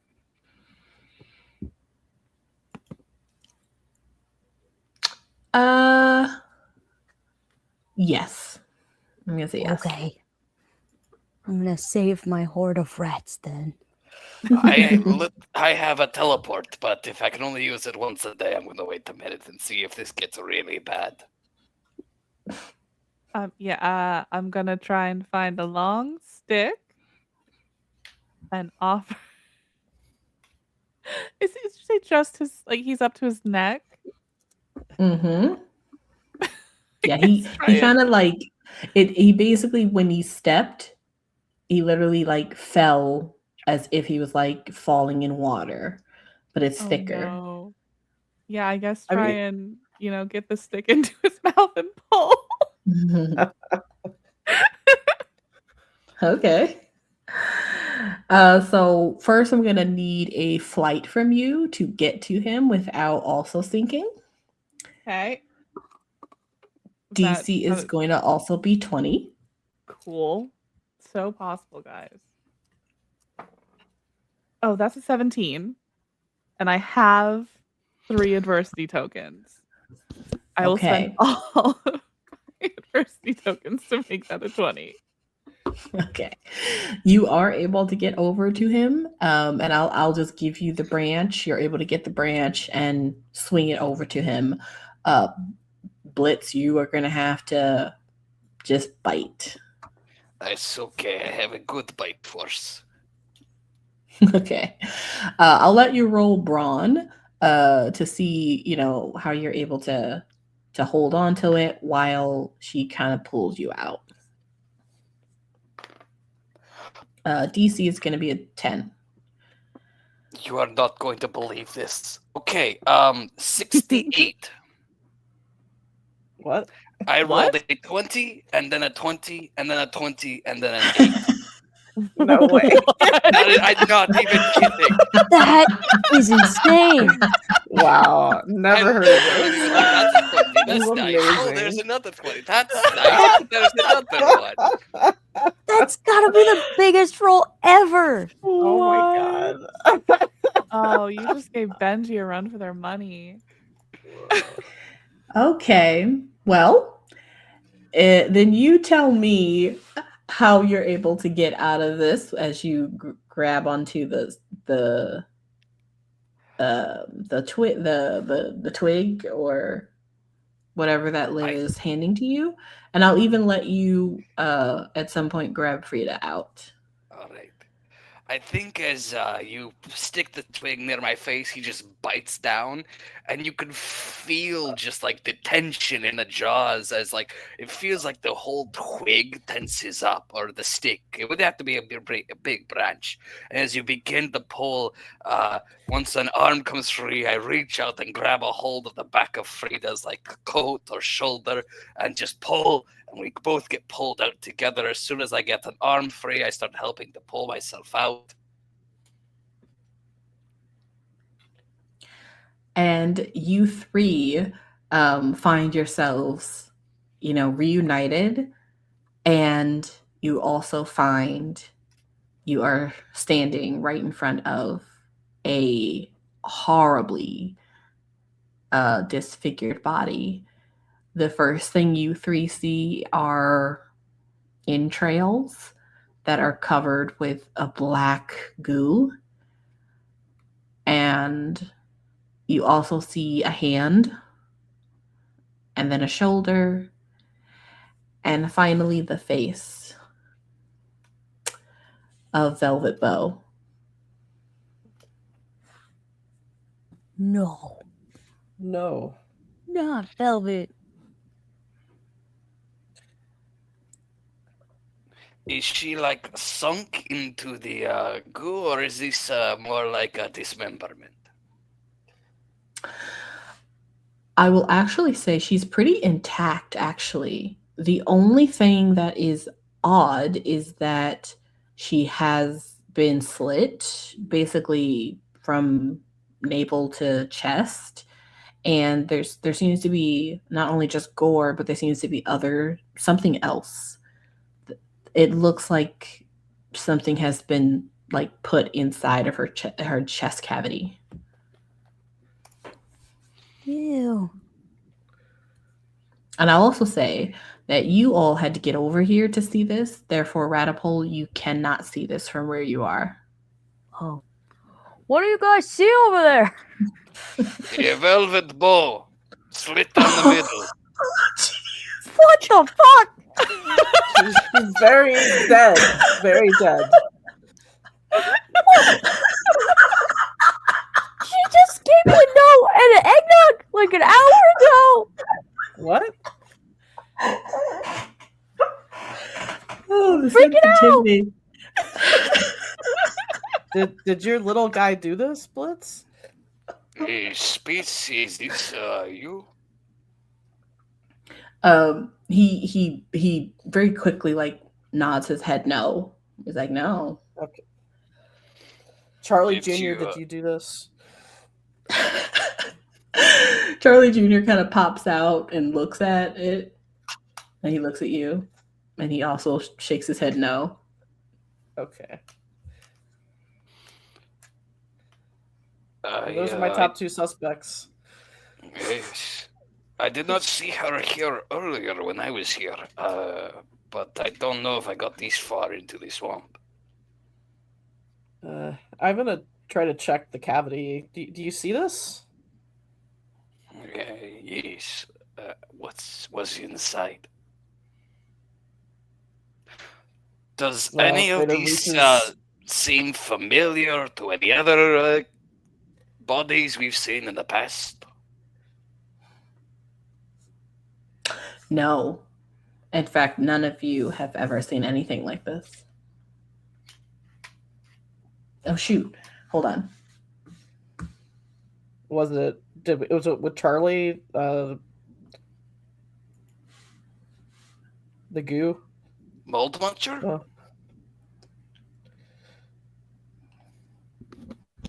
You guys, even though this molasses stuff is uncommon, there is something, and I think maybe this your brain will remember this because you are at this point the person who saw this stuff being kind of alive or sentient.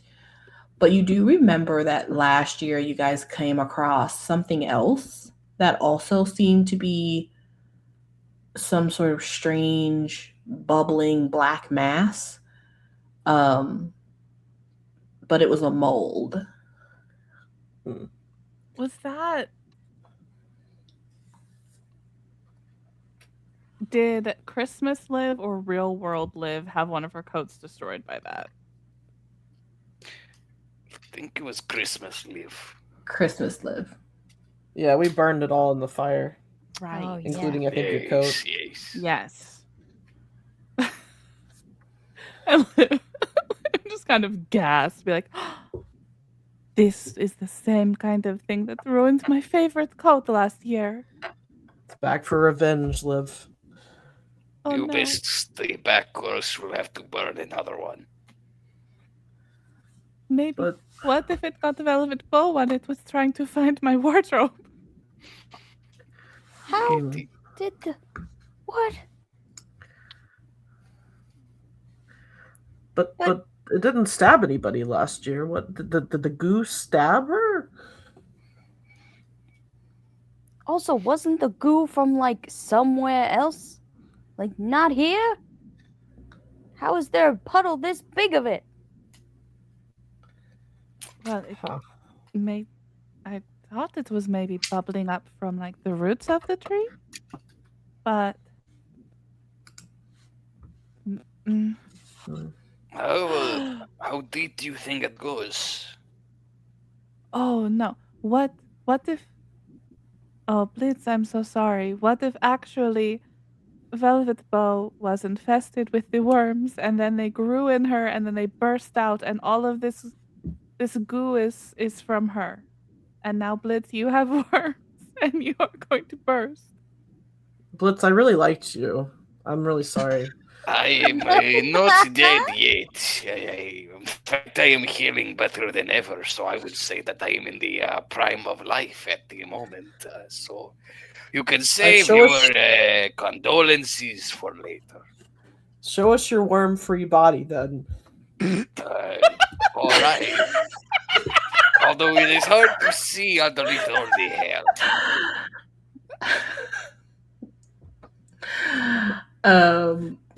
Are you about to do something? I start by like flexing my arms, show off some of the muscles. Yeah, I just start up there, just doing some flexes, standard stuff. I'll show off where I was stabbed before. See, all healed, all better.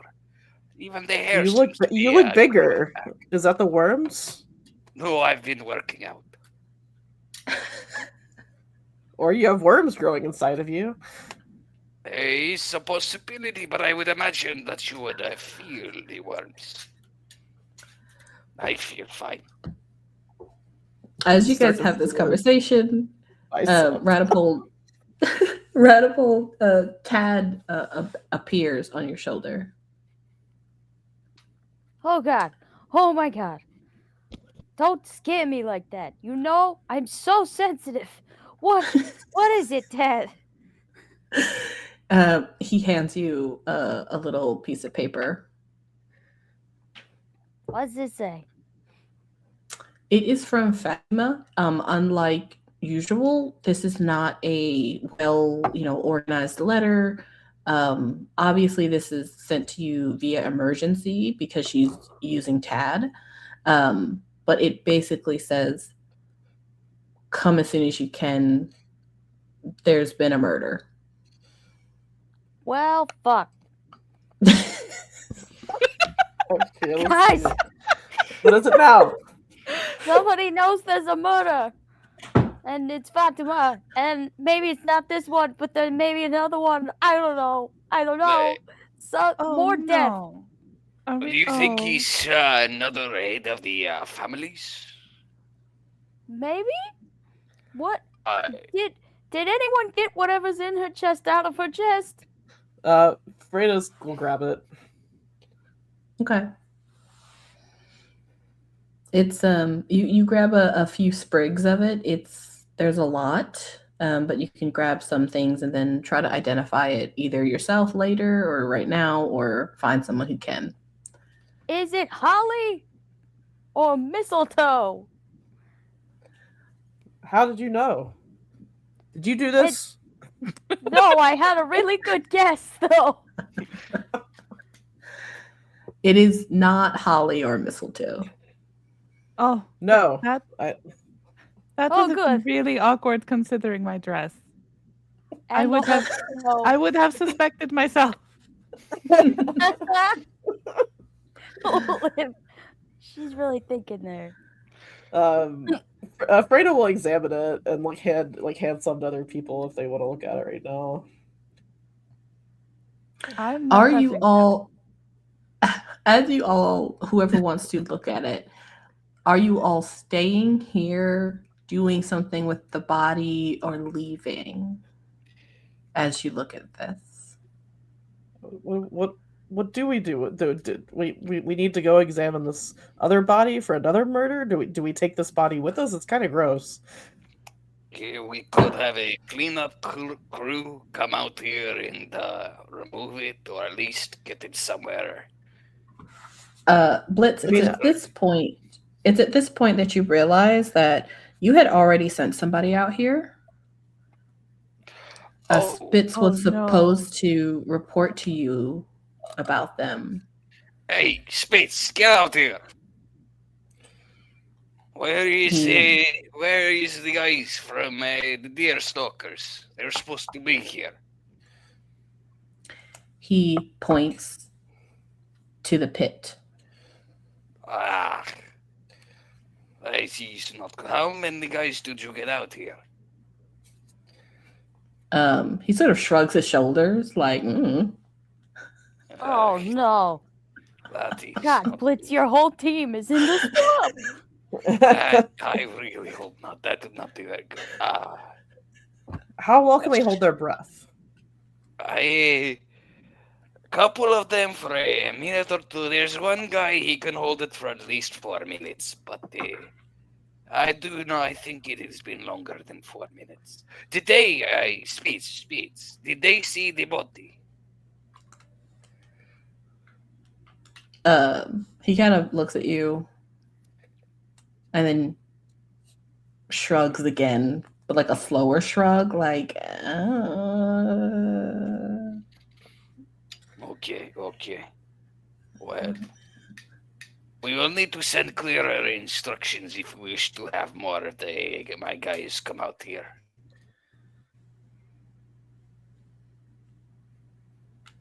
All right, well, I've got my present sack. Maybe I can put the body in there. Does your present sack preserve like meats and things? I have no idea. Would my That would present be sack interesting. have that ability? The Santa gave me. I don't know if you would know that, but because I think so far all you've put in there is toys and non-living things. Yeah. But it is a magical sack, so maybe. We could try it. For the record, this would be the worst present that you could give someone. Unless they wanted her inheritance, in which case it would not be a bad one. Merry Christmas to her next of kin, I guess. Yeah, who should we tell? Ratapold, you, as you hear them kind of talk about this, you know that Velvet Bow's father passed away last year, which put her in the leader seat. And due to the misfortunes between her and Rudolph, which didn't work out, there is no other. Rudolph left that pretty children. early. He really did. That asshole. He's not man enough to do something like this. He would have hired someone else to do it. I did kick him in the balls pretty good tonight, though. So, I mean, possible? Maybe. I missed that part of your speech. I mean, I hired his arch nemesis to be the okay. Yeah. But also, Velvet Bow didn't come tonight. She just sent an emissary. So what the fuck does that emissary know? That might be something to send your little guy to find out. Fair point. Well, Now, sounds like you all have a lot of questions. Let's have Fredda put the body in her bag, and Right. you guys let me know where you're headed next. Did we look at the stuff out of her chest and figure out what it is yet? No. No. I think Fredda was kind of looking at it, but you guys are also chatting. Yeah. She's kept some of it to hand people. So Okay. Where are we going? We gotta get to Fatima's. There's something going on. She wouldn't write to me like this unless something bad was going down. How far are we from there? It's quite a walk, but everything is, to be honest. But it is up north because you guys are in the Yule territory in the forest. So It'd be really nice to have a reindeer to ride right now. Don't say that word. Oh my god.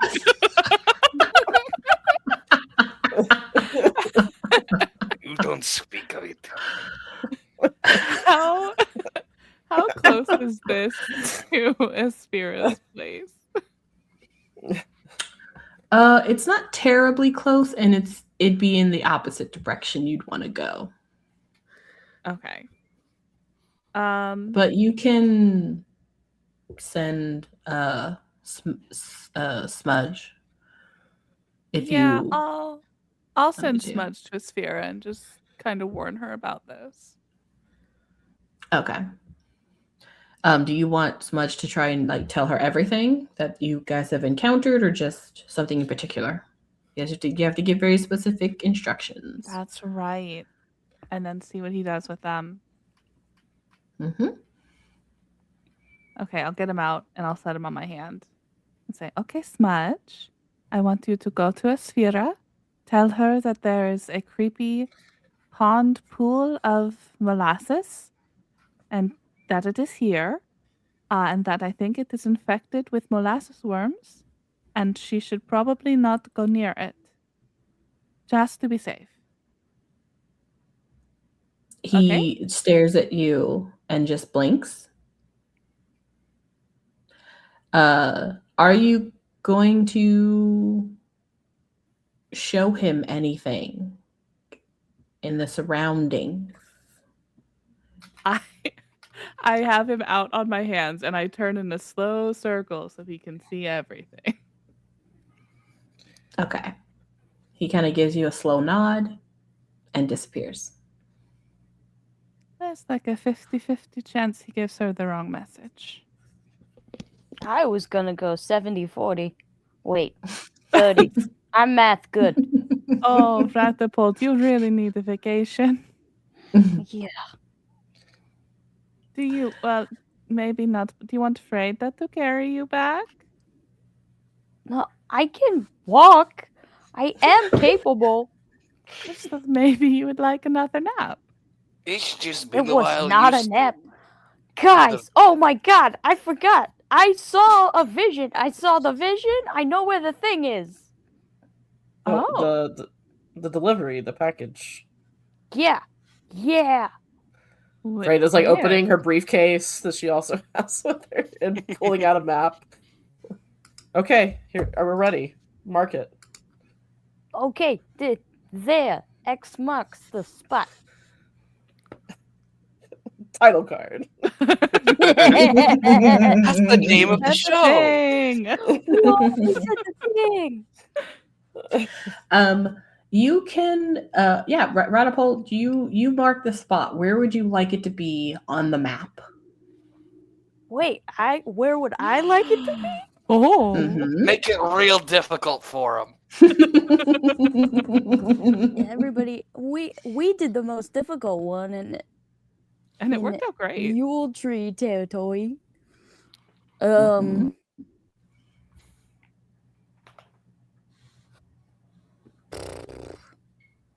Well, I think the most dangerous place for anybody this year is in Rudolph's territory. Ugh.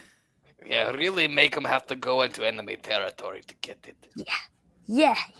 Let's put it there. Okay. Oh, she's way too excited about that. She's like, yes, please. Yeah, laughing Excellent. GM, not a problem. Okay. You're not going to see it yet because I have to put it on there, but you see Ratapold put a big old X next to in Rudolph's territory. Even with how small it is now, somehow it is still in his sliver.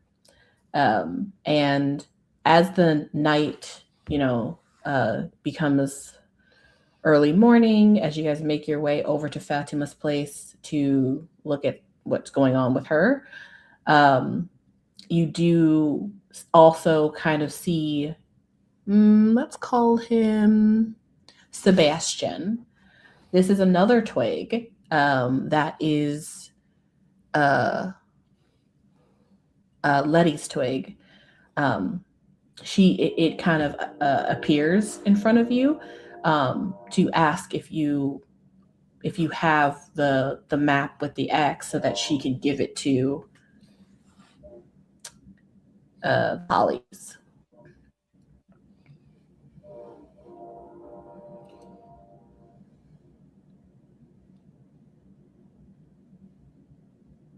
So do you give that to him? Oh, this is me. I have to give it to him. Oh, I guess I do. Mhm. I know where it is now. I don't need a map to know where it is. Correct. Okay, then yeah. Okay. Sebastian takes it and evaporates. At this point, you all make it to Fatima's cabaret. It looks like she had indeed planned a gorgeous party. There are beautiful tinsel streamers outside. There's still a bit of like a flashing light from the dance party. However, when you guys arrive, almost everyone is outside of the cabaret. Some people are smoking, kind of anxiously smoking candy cigarettes, and other people are visibly upset, sort of holding their head. Some people are kind of whispering, and you all approach, and Fatima is inside, and someone kind of takes you to her. And you Fatima. see her kind of standing there. Fatima, I'm here. What's going on? She looks at all of you. I don't know what happened. I don't even know what. He was just dead. Well, one moment he was alive, and the next moment he was just dead. Who, Fatima? Who is dead? She kind of ushers you all over to one of the lounge spots on the main dance floor, where she tends to sit, but also, you know, some of her closest friends to keep the privacy. And sitting, well, kind of sitting on the couch, a bit difficult to sit when your body is kind of almost torn in half. But there is a corpse that, again, has a very similar slit from the navel to the chest. And it is splayed and open. And there are strange things that have been stuck inside of it. And sitting there in his velvet suit is Rudolph, dead. Well, fuck. Oh no. I guess he didn't Not do it. good. I don't know what happened. I got up to get to I don't even, like, she's having a hard time even, and she can't look over in that direction. What is going on? I should, oh my gosh, Velvet Bow is going to be so upset. I should reach out to her. No, she kind of turns. She'll be fine. Totally fine. No, it's This won't bother her at all. Fatima. I promise. No, shush. Fatima, take a deep breath. Everything is going to be okay. Here, come. Let's And sit down Freda's just over like pulling the other here. body out of the bag. No, let's come. We'll come over here, and you can tell me exactly what happened. It will be okay. One of her crew kind of come over, and she has brought some drinks to kind of help with her nerves, and she kind of gives it to her. And she essentially just says the same thing. Like, they were all sitting there. Rudolph was there first because he had left early and he had no interest in staying. And the whole night in this corner with her and a couple of her crew and a couple of his crew, he had just been complaining the whole night, just absolutely complaining, just raving, and drinking a lot. And, you know, people had just kind of gotten a little annoyed. And so they started to, you know, slowly leave the area. And she was kind of one of them. And so she was like, okay, well, we're going to be right back. And we're going to refresh, you know, I'm going to powder my nose type of situation. And so she kind of left them there for a while. And then, unfortunately, when she came back, he was like that. And of course she screamed and everyone came rushing, and that's what happened. How long did you leave him? I don't know. It couldn't have been more than 10 or 15 or maybe 25 minutes. And I know you always have the best music at your parties. So was it very loud and nobody heard him? Or heard anything? Well, of course. You shouldn't even be able to really, you know, hear someone talk if the music is the right volume. But this was our corner. So within it, you could hear one another. You still, but no one could hear you outside of it. It's slightly enchanted.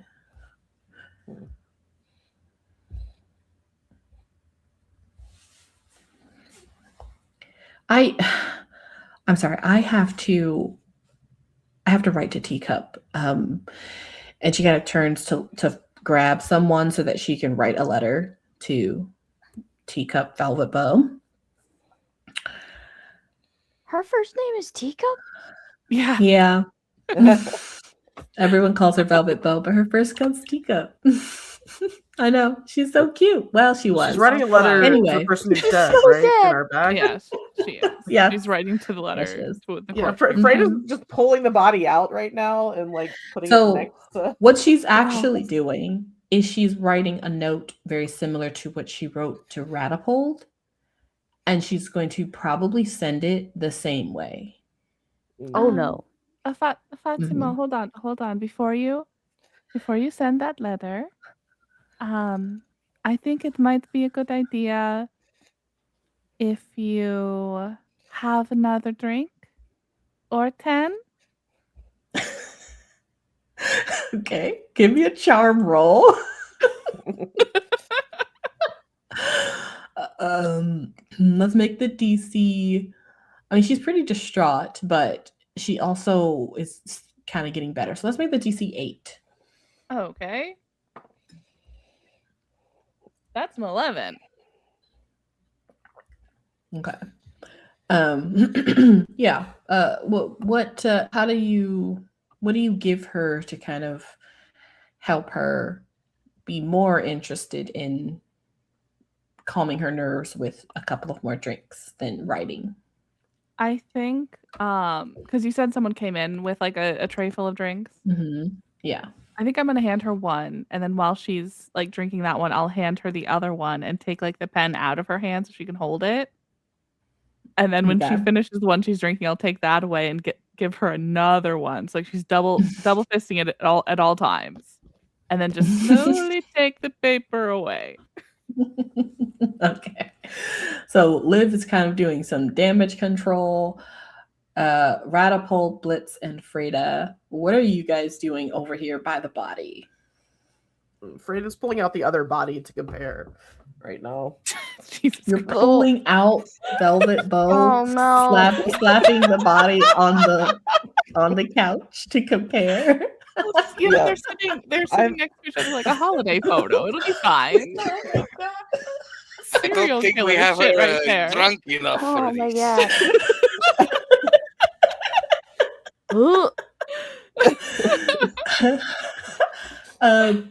The comparison is exactly the same. It's the same cut, same material that's been stuffed inside of them. Let's start trying to figure out what the material is. Okay. I'm gonna say a brains roll for that, but I don't know if you would ever have come across this. Mm-hmm. Maybe with the Walnut family, possibly, but why would they have it? Because it's okay. Let's do a DC 7 to know a little bit about it, but you're gonna need a DC 15 to actually be able to identify it. This is brains. Yes. A 5 total. Okay. I mean, you understand the feeling of it and the smell of it. You're really getting in there trying to figure it out, but nothing is really coming to you. You've not seen anything like this before. Has anyone ever seen this before? Like trying to show and bring it over to Fatima too. Do you know what this is? You're going to just bring that over to her. Just okay. Some of the stuff. Is it like you said? It's like organic material. It is organic. It's It's like also covered in blood. Oh, So whoops. I'm gonna roll a grit roll for her. It's alright. She's had a few drinks. It's fine. She got a 2. She's gonna faint. Excellent. Oh, good job, Fredda. That might be the best thing she can do right now. Yeah, she Maybe needs a little we- nap. Maybe we should ask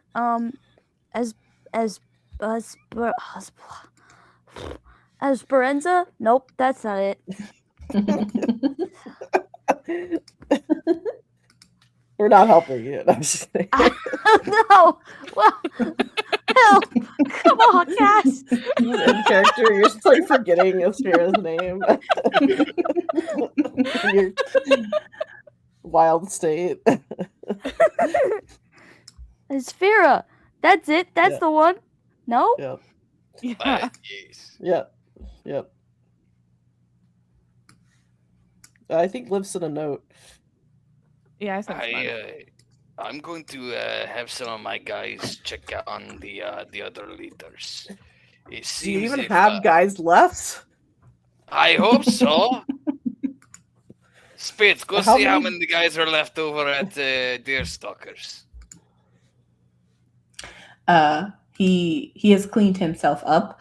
And he kind of nods and disappears. At this time, Liv, as you guys are talking, you do realize that Smudge has not returned. Oh, good. Now we gotta go rescue the creepy lady. It seems to me that Ratapold, you might not want to leave my sight. We can't leave Fatima alone either. We could stick her in the sack and bring her with us. The murder sack? I mean, Is if it this a carries bad one time? person, it can carry another. Yeah. You're putting all the bodies in there? Okay. Not the alive Oh one. no! You can't. We're putting Fatima and both bodies into the sack, right? No, we can't do that.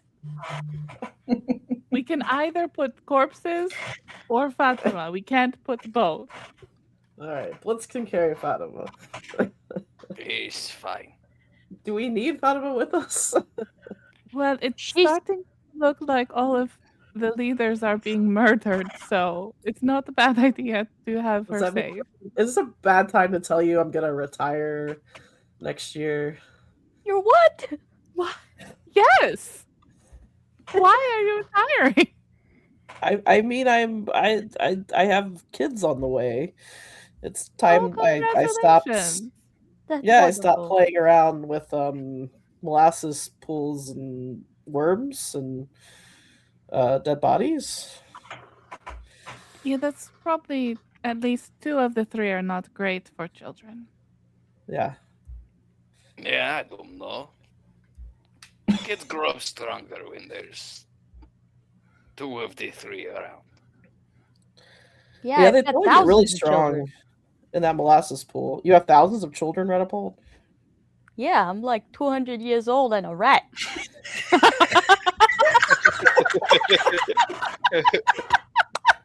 Do you know all their names?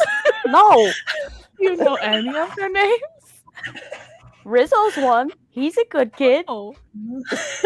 Is he? Nice. Isn't he like an actor or something? I mean, he's trying to like get in with some playwright somewhere, but I don't know. Oh, that's good for him. As you guys have been having this conversation, some of Fatima's people who her crew who watched her faint have carried her off to her quarters to get some rest. So, is this another like 40-70 chance that she's killed while we're gone? Yep. This is a possibility. Are you gonna make fun of me for that math every day forever now? I think we both know I'll forget about it in like 30 minutes. Okay. Does that mean they're gonna try to kill Ratapold too? Oh, Ish. fuck. Probably, Why it yes. would be a good idea for him to stay close by.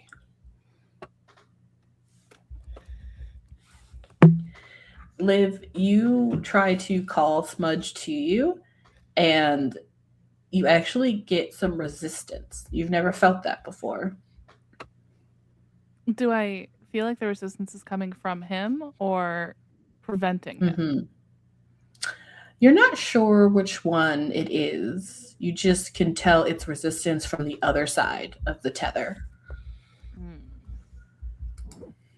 Not to be an alarmist, but I think we maybe should go see Esfira. Okay. Quickly. Fredda, you're just going to have to come. I don't think she's going to try to kill you. But Okay, stand I mean, somebody's behind trying to the kill Blitz. somebody, so I mean, it's fine. A lot of murder going on. Maybe she'll give me a reprieve then. Ratapold, All right. you need me to carry you again? I can walk. You're just looking a little faint at the moment.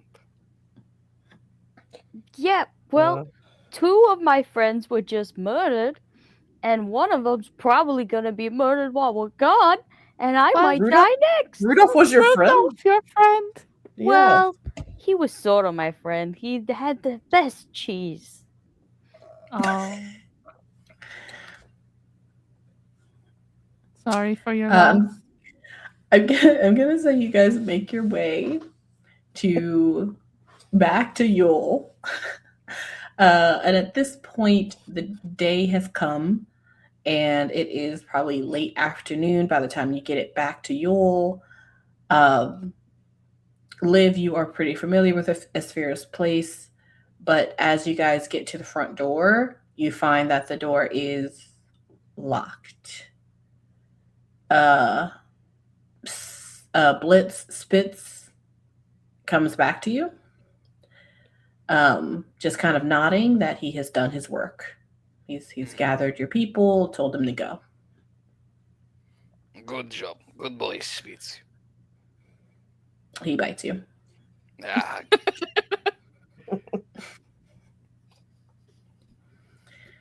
Yeah, so knock now on the you guys are door. all standing outside of the door.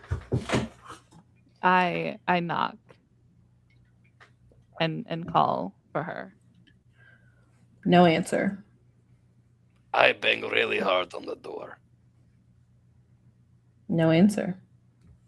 Do I know? Does she Maybe- keep the I don't key know. under the mat or in like a little fake rock next to the door? She absolutely does not do that. Wait, I designed the security system. I can figure this out. Does she have Good point. windows? No. She lives in a semi-organic cave that is black all around. And Creepy. yeah. Mm-hmm. It's noir. Let's see. All right, listen, I can get us in if you want. I'll have to bypass a few things. I really think we should get in. I mean, she might be being murdered right now, and she's kind of like the most important of all the heads. She's been around the longest. She knows all the secrets. Should But be will she hardest murder to me for kill, breaking yeah? in at this point? I don't think she will. Let's What do you see. think? Frida, go ahead and make a brains roll unless you are using a skill. I mean, that's I think my skill. Yeah, that is skilled at security. I don't know. Would that count? My security Yeah. knowledge to lower Yeah. it? Or... Yeah, Okay. I'll say you look it over and you can kind of see that even though there's not like technology really, there is a security measure with the way that she has locked the door or the door has locked. It's kind of like it's organic. So Okay. it's like the roots have twisted into a knot. And so you have to basically untwist them. Okay. So brains. Mm-hmm. We'll say the DC is a 4. That's a 4. Hey. Okay. Right on. Even though you have been having a hard time reaching out to the spirits and particularly having them respond to you, you are still able to commune with this organic matter that makes up Asphira's home. And it does loosen for you. And the door unlocks. And you are all able to step in. As you do step inside, it is usually very dark, but in the main opening area before you get to the rest of the home, it's kind of like a little foyer with damp moss on the ground and roots climbing up the walls. There on the floor, splayed open like the other two bodies you've seen so far, is not a sphera. It's actually tinsel. This is silver. They are one of the families, one of the 5 families that had made up the Anise Star. And this is silver tinsel. You have no idea why she's in the middle of a sphere's hallway, dead. But there she is.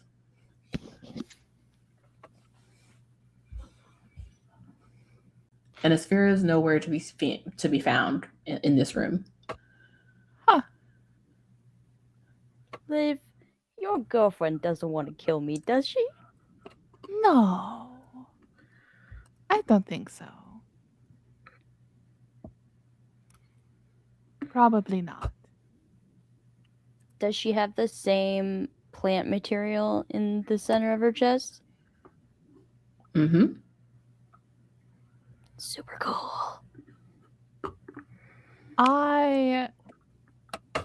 Is it safe to say that Liv knows this house fairly well by now? Yeah. Okay, it's gonna pat around real quick and see what I find. Okay. Liv has left you all to kind of investigate. What are you 3 doing? Are there any signs of a struggle, or was it just a quick fight, instant death? Great question. I don't think you need to roll for this. I think you have a keen eye for that type of stuff. It does not look like there was a struggle or a fight, but it also doesn't look like she just was, laid there. It was more of it seemed to be a complete surprise, or perhaps something happened so quick that she couldn't react. Whoever is killing these leaders is doing it very quickly.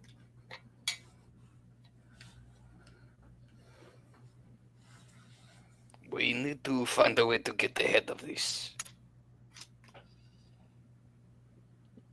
But how would they We're already possibly hear? behind.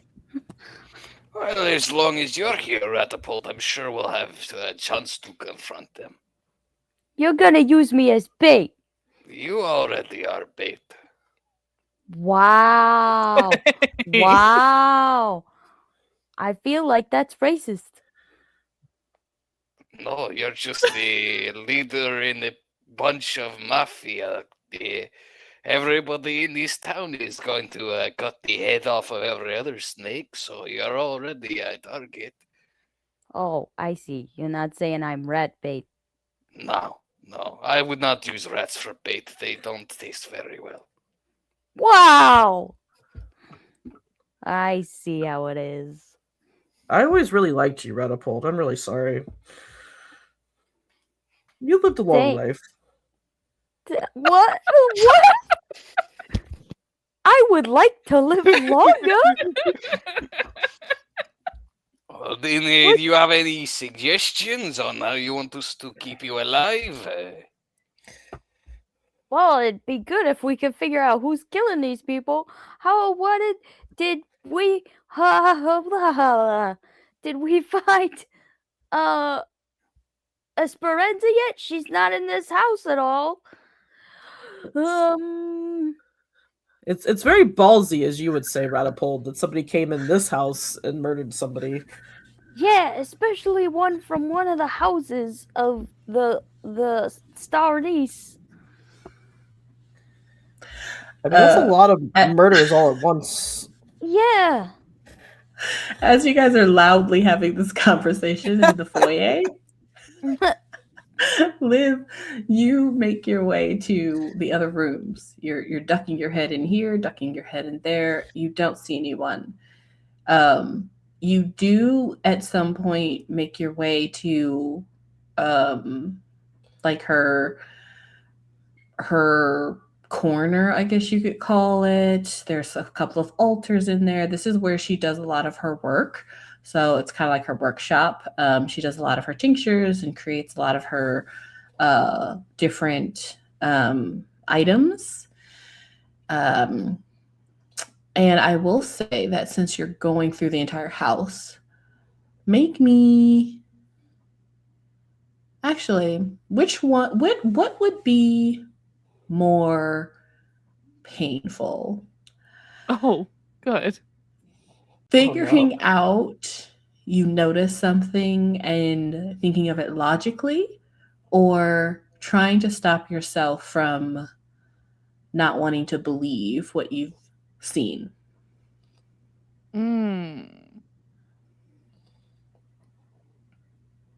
That's a good question. I think Liv, bless her sweet, sweet heart. I think if she sees something, it will be very easy for her to justify it. But if she has, like, if her brain, her dear, dear brain actually puts pieces together, it's harder for her to ignore because that's very rare. You see, as you walk through her main area, you see a bunch of vials and things floating in water, and something that is floating in water immediately reminds you of the stuff that you have been seeing that has been shoved inside of the bodies. That strange, organic, like tough material that none of you can place. It is gold in color, fibrous, and it comes in kind of like short, thin, long strips, essentially. Strange. You see pieces of that floating in some sort of liquid. So you can look at that and think, okay, interesting. But I think what is more devastating is that right next to that is something else floating in liquid, lifeless, and it's Smudge. Oh no, Smudge. Is it in like a jar? Mm-hmm. Immediately I try and open the jar. It's hard. It's going to be hard to open. You need to smash it. I will smash it. The jar hits the ground and smashes. Ratapold, Blitz, and Fredda, you hear the smash. Run towards. Yep, running smash. towards. I pick up Smudge. Liv, are you okay? You alright? Smudge. Wake up, Smudge. I'm poking him. Come on, Smudge. They lie lifeless in your hand, and as you poke it, it kind of like moves slightly. Smudge, you're moving. I can see you're moving. Wake up, Smudge. One eye pops open. Oh, come here, Smudge. I kind of like tickle his stomach a little bit. Stop it, you were scaring me. He gets up, kind of wipes some of the water. It's kind of a water, but it's like viscous off of him. And he kind of like shrugs and basically mimes that he didn't really have a choice. Sphera put him in a jar, and he couldn't for some reason get out. Why did she put you in a jar? He sort of shrugs. He did what you asked him to. He came and he told her all the stuff you wanted him to tell her. Smudge. And Did she stab anyone?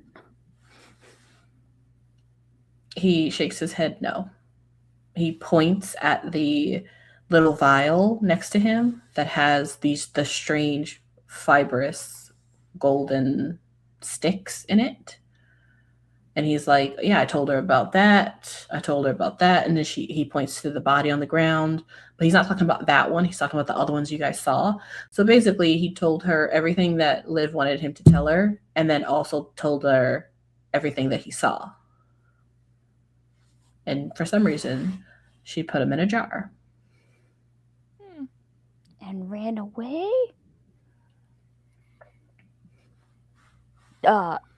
Smudge, do you know where she went?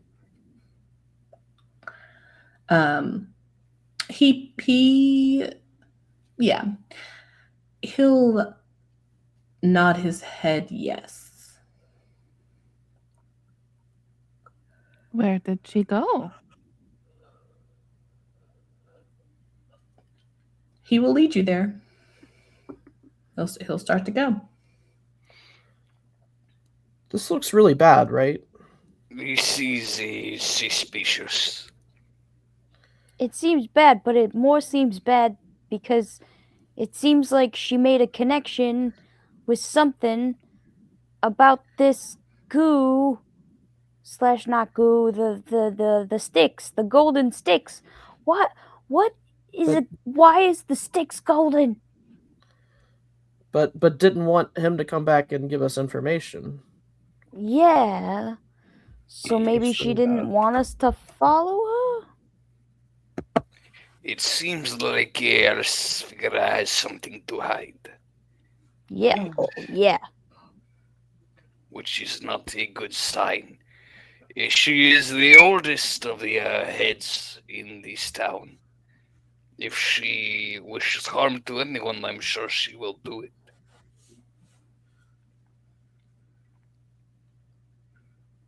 Liv is like power play? Liv is holding Smudge and like making him point in the direction as she's kind of like petting him a little bit.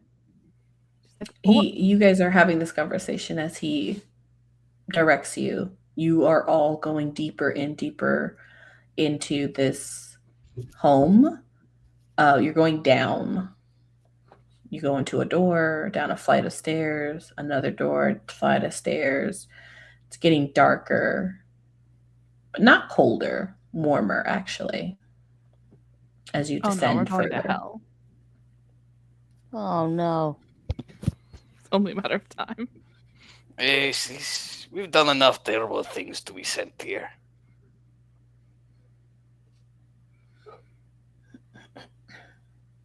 So yeah, he is still leading you. It's quite a ways. Or maybe have you considered that Esfira has been studying this thing, and when she heard about it reaching the forest, she decided to do some investigation, and maybe she didn't want to worry us until she had a plan. Maybe your Twig is evil and she imprisoned them for her safety. Liv looks at Smudge. Are you evil, Smudge? He nods his head yes. Oh, what a good boy. Of course you are. He continues to pet him. I think at this point, as you guys get deeper and deeper, Tad also appears, and Spitz appears, and Charlie Jr. appears. And they sort of are sitting either on your shoulder or, poking through your hair or somewhere as they all watch as you all go deeper and deeper into this place. And Smudge is leading you all. There's a really interesting vibe you're all getting. Spitz, you didn't by any chance kill Vilbebo, did you?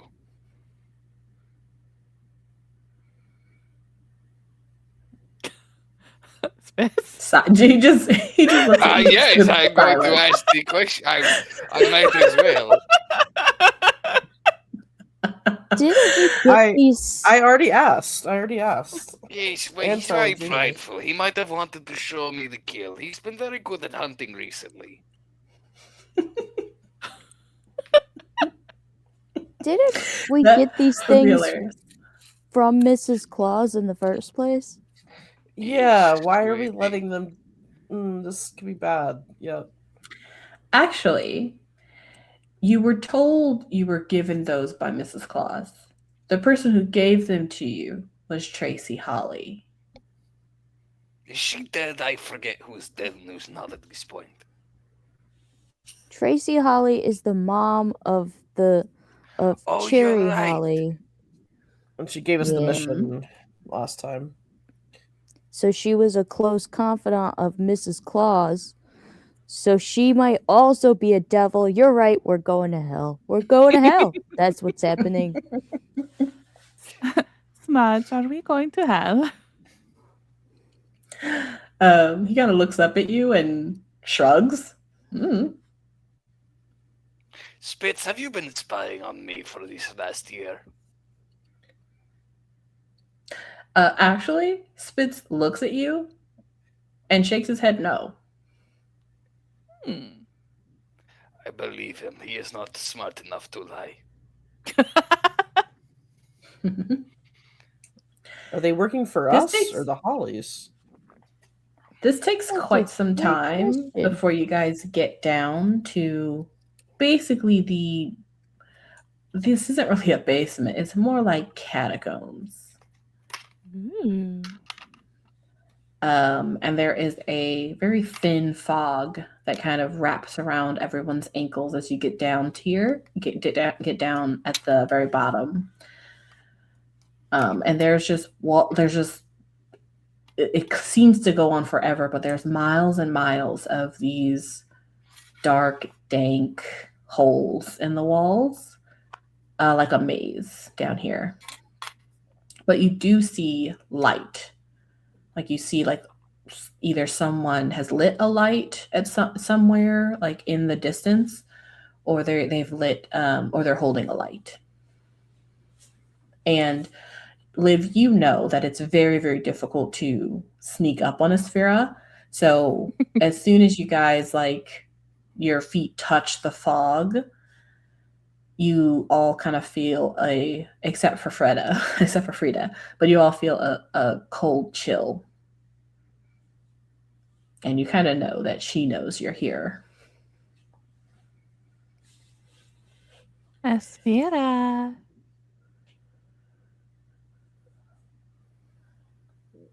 No response. I have some questions.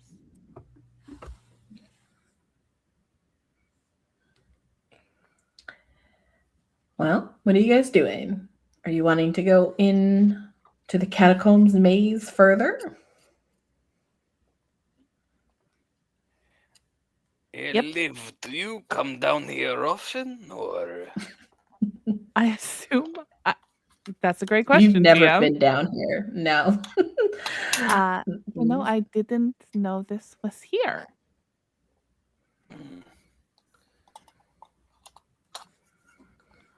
But hey, no time like the present. And I will walk boldly forward. And I will follow timidly behind. I will be right behind Ratapold to make sure no one stabs him from behind. Okay. So we have Liv, Ratapold, Blitz, and Fredda. Yeah. You Freda all will be up by Liv. Oh, okay. Okay. Fredda's going to be up by Liv. You all make your way. It's not necessarily an actual maze. It just looks like one, but it is easy to navigate corridors towards the light. But when you reach the light, hoping to find a Sphera, you actually find another Twig companion. This one is bigger. It's actually quite tall, like way taller than any of yours. I would say 3 times as tall. and it's thin and gaunt and strange, but it's not a regular like wood. It seems to be a much darker, kind of blacker wood. And even though, Liv, you've actually never seen this, you would assume that this is Asphira's companion. Mm. And it's kind of just like standing on a plinth, on a stone plinth, staring at you all. And your own companions, they sort of shudder away from this one. But hello. It doesn't say anything, obviously, but it puts up a hand and points back in the direction you came, basically telling you to leave. Oh, yes, of course. We'll definitely leave. But first, I need to talk to Asphira.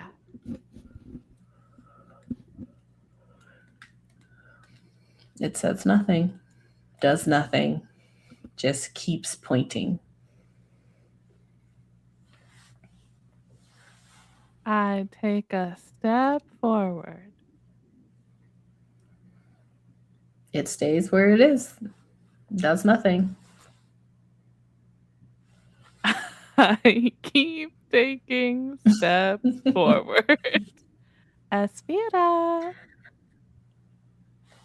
Is everyone else doing the same? Sure. Okay.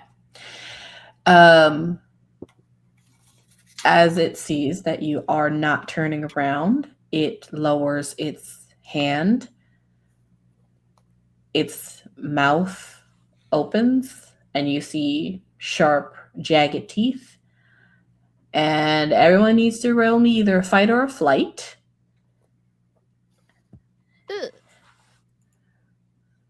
Flight it is. DC is gonna be 17. Oh, flight it definitely is. Definitely. Well, I don't fly, so.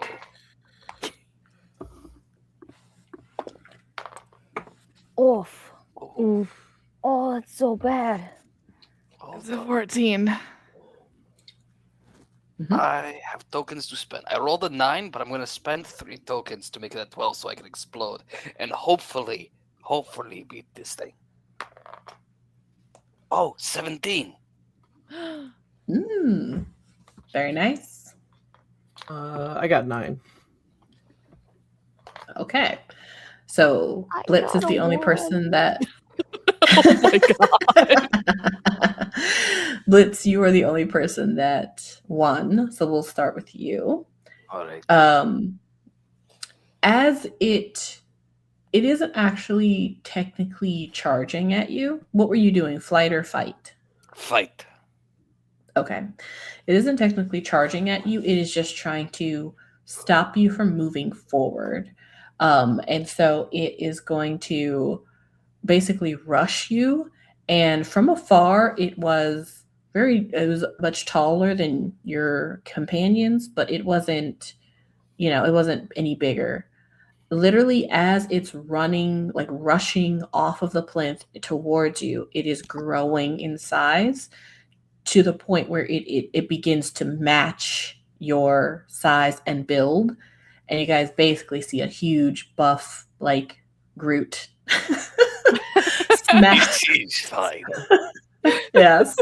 Smash into Blitz. And Spitz, for the first time, who loves a good battle, literally jumps out of your fur and like nopes out of that. As you guys smash into one another, and you guys can hear the creaking of like bark, and pieces of wood are flying off of it. A piece of it hits Ratapold in the head, and he passes out. Oh, no. He's gonna live the rest of his life with a constant headache. Yeah, that figures. But Blitz, you are in this hard grapple with this creature. That's what you're doing. Yes. Liv and Fredda, you both also failed. Ratapold falls to the ground. Liv, you you are able to dodge all of the stuff that's flying out. However, you probably won't be able to get to Ratapold at this moment. He's on the other side of Blitz, and you don't want anything to do with that fray. Fredda, you also are able to dodge all of the debris, but again, you are on the other side of Ratapold, where where Blitz is in between you, and you're also away from Liv. So essentially, you are all separated. What is everyone doing other than Blitz and Ratapold? Let's start with Liv and Fredda.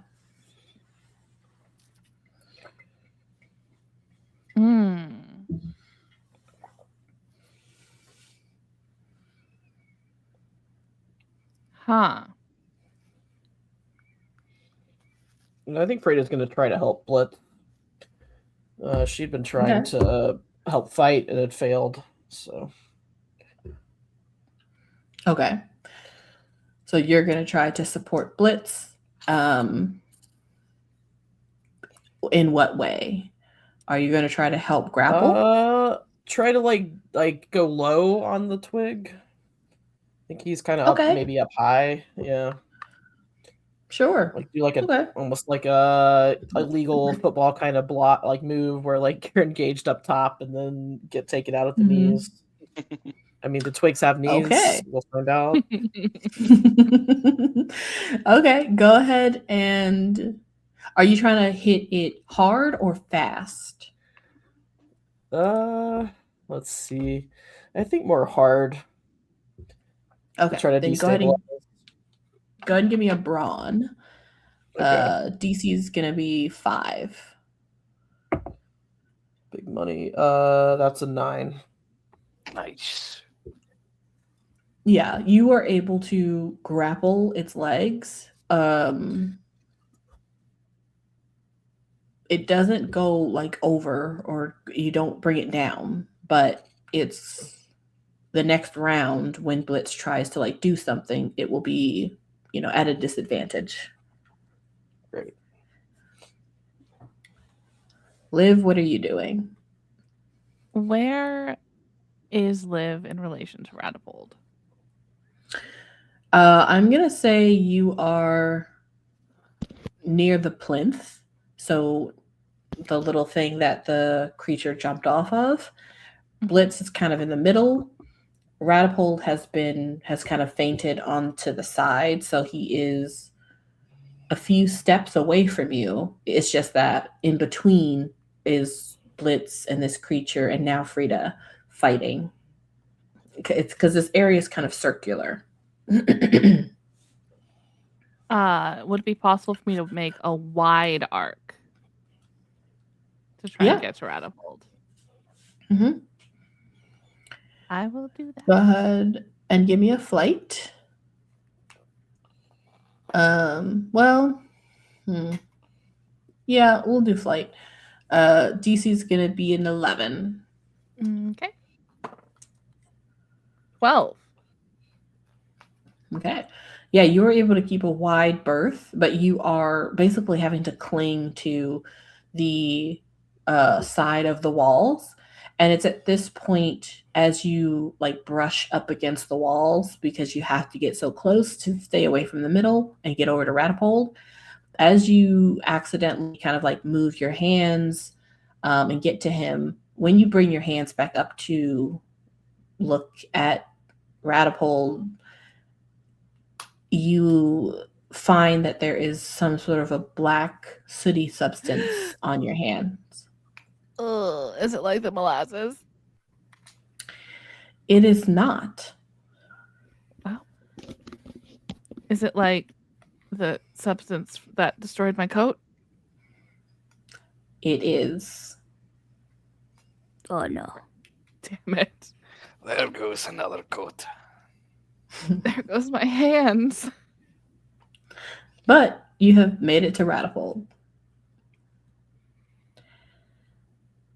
I mournfully wipe my hands off on my coat. They're kind of clean now. Ratapold, in your unconsciousness, you once again find yourself standing in a white box. This time, before a voice even comes to you, you finally see the little girl, sort of. Well, she kind of looks like a human little girl, but not really. She's wearing a tattered dress, no shoes, and instead of like pupils in her eyes, she actually has nothing but a milky white iris. And she has no eyelashes and no eyebrows. But she has kind of like a light blonde brown hair that seems a bit messy. And she's smiling ear to ear at you. Unblinking. Are you the thing that's killing us all? Just get it over with. She produces a large scythe. I knew it. Oh, fall to my knees. Just do it. And we will come back to you. Blitz, you are you are in a pretty good tussle. This guy is giving you a run for your money. You're really feeling the pushback here from this creature. What are you doing? All right. So his legs are restrained, or they're not going anywhere. Yes. Yes, Fredda has his legs. I want to try and free up my arms so I can wrap them around him in a bear hug, and then just kind of twist backwards and up so I can split the tree in two from top to bottom. Ouch. That's great. Okay. Go ahead and give me a brawn. Nice. And it's actually going to be against his grit. All right. I have a skill. I'm skilled at hand-to-hand combat. How does that help or apply?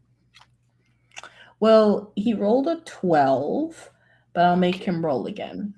Okay. 12 it is. DC's 12. 17. Okay. You do exactly what you are meant to do. What is that? So I'll say that as go ahead. Oh, no, go ahead. You're going to say something. Well, you tell me what it looks like as you do this move. Okay.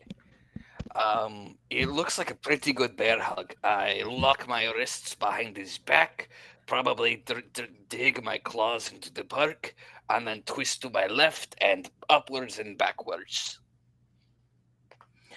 Fredda and Blitz, you both hear a huge snap, literally as if a huge tree has snapped in half from excessive winds or a tornado, and it falls with you as you fall to the side, and as you fall and it falls, its body disappears.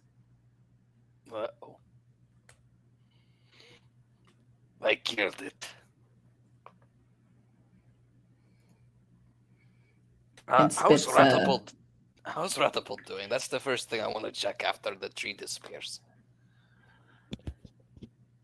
Spitz climbs back into your fur, and Liv, you were leaning over Ratapold as Yes. Blitz and Fredda were in this fight. So we'll come back to you guys as Blitz and Fredda, you guys now are available, and you look over and see Ratapold lying on the ground, Liv over him. What are you doing? Knowing that he's going to be mad when he wakes up and has paw prints on his jacket, am nonetheless kind of doing what I was doing to Smudge and just poking at him and prodding at him, kind of like a cat trying to get you to wake up in the morning. Ratapold, Okay. Ratapold, you get up. You're okay. Come on, Ratapold. Wake up. Wake up. I'm dead. You're I'm not dead. dead. Wake up. I'm You're dead. not Frida dead. again You're has, not has put dead her yet. face way too close to his as trying to wake him up. All three of you are leaning over Ratapold's unconscious body, poking and prodding him. Meanwhile, us. Ratapold, in your mind, I will say that you can hear them. You can hear Liv, you can feel the cold of Fredda, you can hear Blitz, and the little girl, the creature who is pretending to be a little girl who's in front of you. Her smile actually wavers. There's something wrong. And even though she was most likely just about to gut you, she is hesitating for some reason. And I think go ahead and roll a charm. Oh, good. It is going to be against. You roll a charm, and Liv, you roll a charm. Oh, all right. Oh, that was very good. That's a 19. I exploded. Oh, Oh, Wow. Ooh, that's a 23. I rolled a 12 and an 11. wow. You beat me. Ratapold, as you can hear Liv, Fredda, and Blitz, and this creature in front of you hesitates, holding this giant scythe in their hand, you begin to see coming behind her blackness, sort of like shadows, kind of crawling out from one of the white walls. And from that shadow, Asphira arrives. You're not sure if she's arriving in your mind or the mind of this creature or this liminal space. You're not sure how this all works, but she is there. And she is behind the little girl who kind of whips around. And they stare at each other. They seem to be doing something. Either you're not really sure, but they seem to be having a conversation you can't hear. And this goes on for a couple of minutes until the little girl basically begins to sink into the floor and disappears. And the blackness behind Asphira takes over the rest of the room until you are completely enveloped in black. And you open your eyes to see Liv, Fredda, and Blitz all hovering over you, trying to wake you up. Holy fuck, your girlfriend is awesome. I know, isn't she? I don't know what just happened, but I'm pretty sure I was about to die, and she came out of nowhere and killed the monster. I don't know, maybe they just argued about who gets to eat my soul, but whatever. Who is killing you? Who is killing the leaders? It's a child. A child. Remember we all saw the child before? I didn't see it, but you told me about it. The left child. wing. The child is back? The child is back. Is it as bad as we expected it to be? It's got white eyes and it giggles, but like in a really quiet, horrifying way where you're like, I'm about to die. This is it. And then she had this scythe that was big and gold. Oh, it was golden. Yeah, I'm pretty sure the kid killed everybody. You think a child is capable of that? I don't know, but it was scary as fuck, man. I was so happy to see the dark.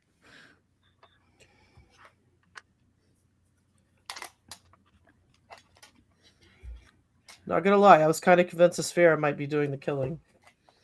But So sounds was like I, it's but Asphyra. she like stared at the coyote, and the coyote like stared back, and then I guess Asphyra won because everything went black after that, and I woke up to you guys.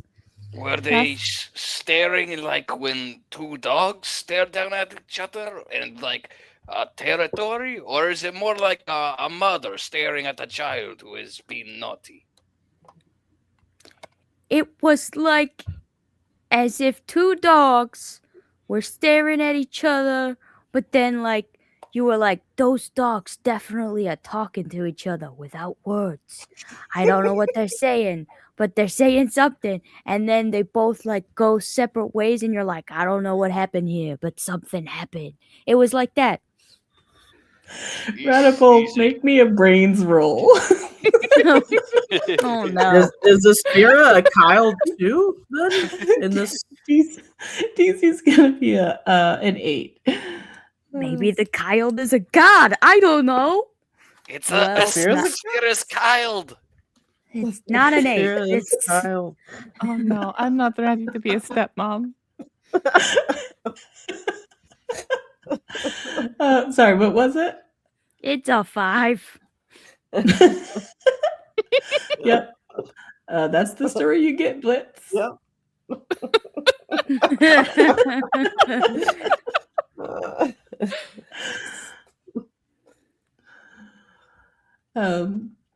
As you all are kind of coming back to yourselves, it's been a while since you guys have, gone on an adventure together, and this might be your last one. And so it's nice to have you all together laughing about a near-death experience once again. And as you're doing this, you see Asphyra kind of come out of the shadows of one of the catacombs.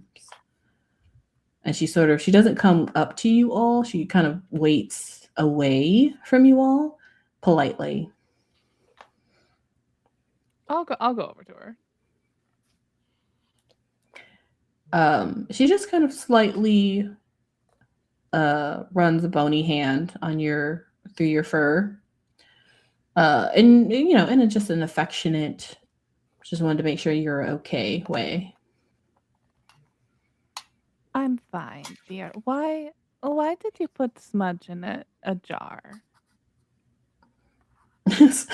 Smudge is like hiding in your coat. I'll say you guys are having this conversation. Fredda and Ratapold and Blitz. A lot has happened in the last couple of hours. More so, it is probably close to when the Hollies would have been prepping, getting themselves ready to do the drop. However, at this point, they should have met with Levy. She should have given them the instruction, and they should know that they have until that night to get everything together. While you guys are here and Liv is having this conversation with Asphyra, I do need to ask, did at any point you, Ratapold, or anyone tell anybody what you found out about the drop? Does anyone know what they pick up?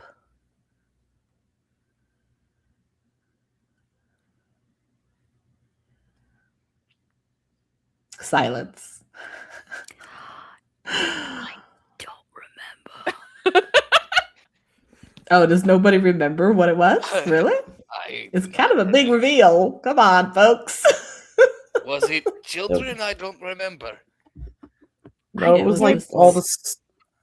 Yeah. Was it souls?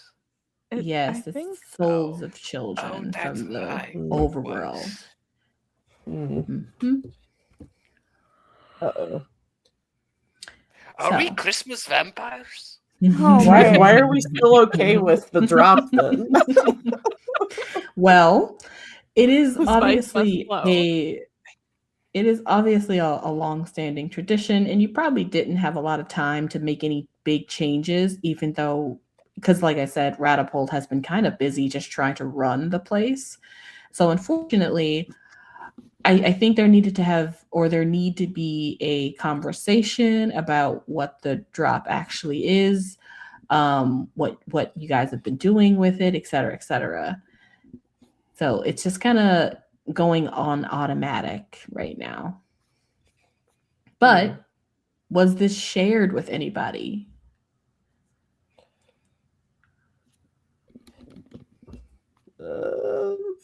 Fredda might have told her spouse, her wife. Okay. I feel like Ratapold would have asked Santa, like, if he was carting souls of children before he married Mrs. Claus. I think. Let me roll for Santa. I mean, We'll make the deal. would we have been sworn to secrecy by Ratapold or somebody? Like, I mean, that's up to y'all. But let me Right. roll for Santa, and I think the DC will be a 4 on a D4. He's rolling Oh, brains. Santa. he's so smart.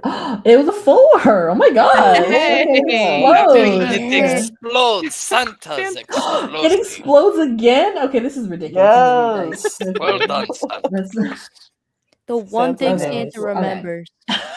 It's like, oh yeah, that was messed up. It was okay. So it's a 9, which is five over. All right, hold on. We got the side guys. That means lore drop.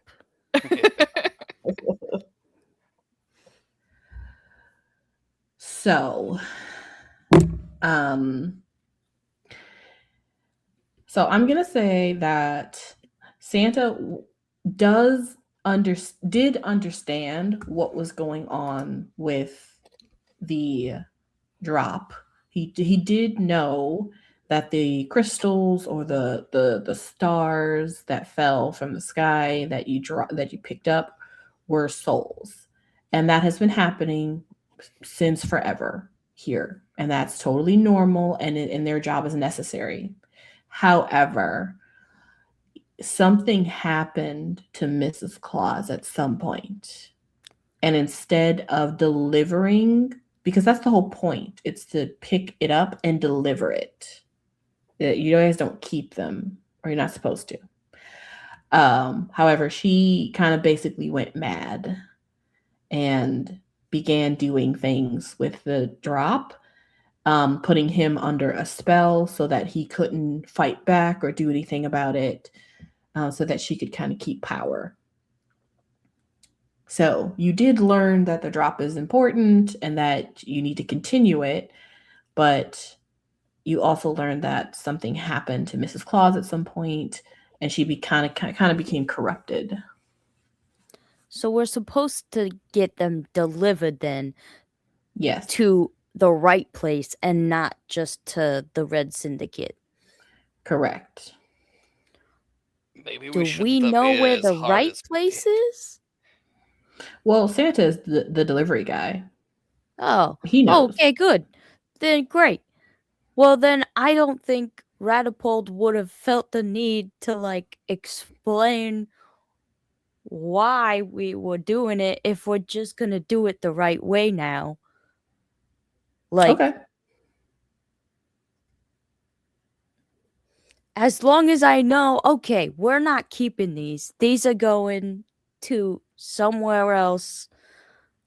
We're not keeping them. I don't think I would tell the whole gang what the drop is. Okay. Anyone else? I will say I told the white reindeer everything. Fair. Perfect. He is your god now. He- Would Would Ratapold have told us not to tell anybody? I mean, I don't think he would have said not to, but he's also kind of like not a very open person in general. So it wouldn't have been a non-disclosure agreement, but he would have been like, but also like, we're the bosses. You don't tell the grunt like all of the details, you just tell him to do the job. Okay. Would So- Aspira have asked? No. Oh yeah, then Liv wouldn't have told anybody. Okay. Fredda and Blitz and Ratapold, you guys are kind of getting yourselves together while Liv and Aspira are having a bit of a side conversation. You three kind of realize that probably sometime tonight you should be meeting up with the Hollies, who hopefully have done their job because you guys have been busy. So you weren't able to make sure it got done. So hopefully they did succeed. And they'll be there. So you kind of know that you need to kind of hedge your way there. Liv, you ask Aspira why she put smudge in a glass. And she sort of just kind of tries to play it off as it's a long story.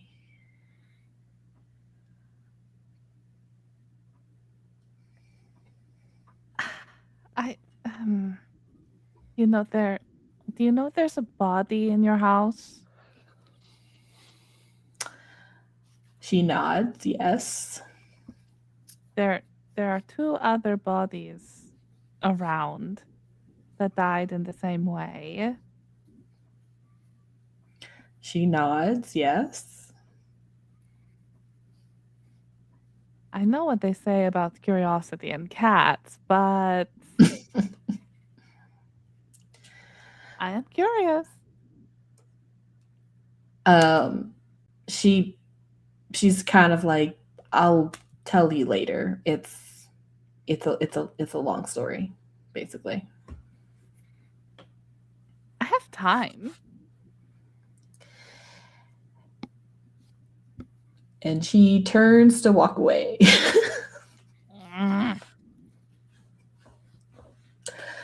She glides out, and expecting you all to follow so that you don't get lost.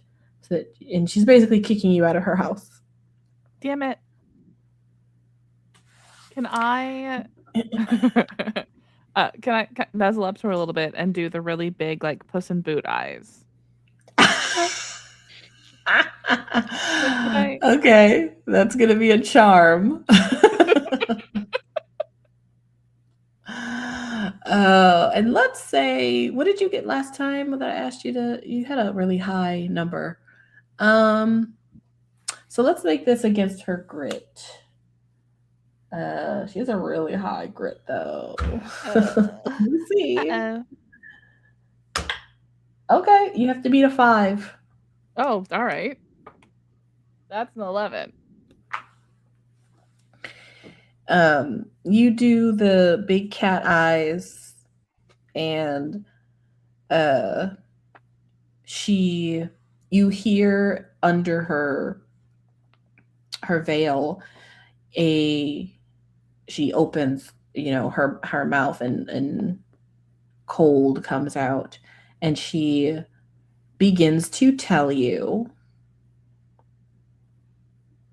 what's kind of been going on as you all walk through the catacombs, up the stairs, through her main foyer where Silver unfortunately still is, and out the front door. So it takes a couple of minutes. She basically tells you that the creature child, is her sister. Oh, good. I And was not ready to be a stepmother. and that she does know that that she's been doing some things, and that she has been, keeping an eye on her this whole time for the last couple of 100 years. And that she has just, something happened. She was able to, get a hold of Mrs. Claus, and so that's the reason why Mrs. Claus went mad. So she's been able to kind of put her fingers or her claws into certain people through like her telekinesis. And she's kind of walled herself off in that weird space, and it was difficult to get to her. So she's telling you all of that, basically, just kind of fully like giving you the whole full long story. And then she tells you a little bit about the sister. Her name is Bertha. And she likes to take the form of a child. However, that's not what she actually looks like. And she can shapeshift into other things. But she essentially has been opening people up and then stuffing them with straw and pebbles and stuff. So basically, she's been killing anyone she thinks should be on the naughty list. And then leaving them for display. And she was probably going to go after Ratapold if he didn't succumb to the madness that she had implanted in him. But so yeah, you learn all of that walking up the stairs. You have a complicated family. She's like, you should meet my mother. You don't want to meet her mother. I'm afraid to meet your mother. I don't. Yeah, no, you don't. You don't want to. But basically, you get all of that information as you get all the way up to the stairs, and you guys leave her home, and she kind of gives all of you a short curt nod and closes the door. Okay, see you later. Yeah, thanks. I like being alive. Is she going to be upset if we have to kill her sister? Oh, I probably should have asked her that. Aspira! I'm going to say she is already left. And you guys need to head back to the headquarters. Yes. We'll worry about that if it happens. Yes. So Can I send Spitz ahead to check on the Hollies to see if they are doing all right? you can send them ahead. Where do you want to send them?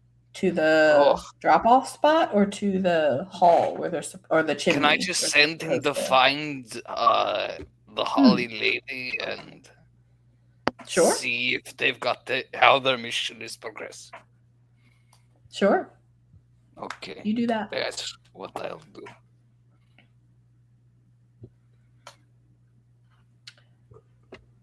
What's everybody doing? I mean, I'm going to say you've made it to the chimney. Levy is there. She has kind of made a little spot for you, Ratapold. She doesn't really know what's been going on. She didn't see you collapse. So to her, things are business as usual.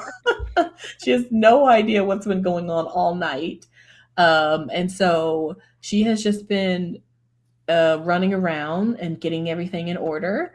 And so when you guys walk in, it's kind of late in the afternoon, and she sort of like perks up and kind of smiles at all of you.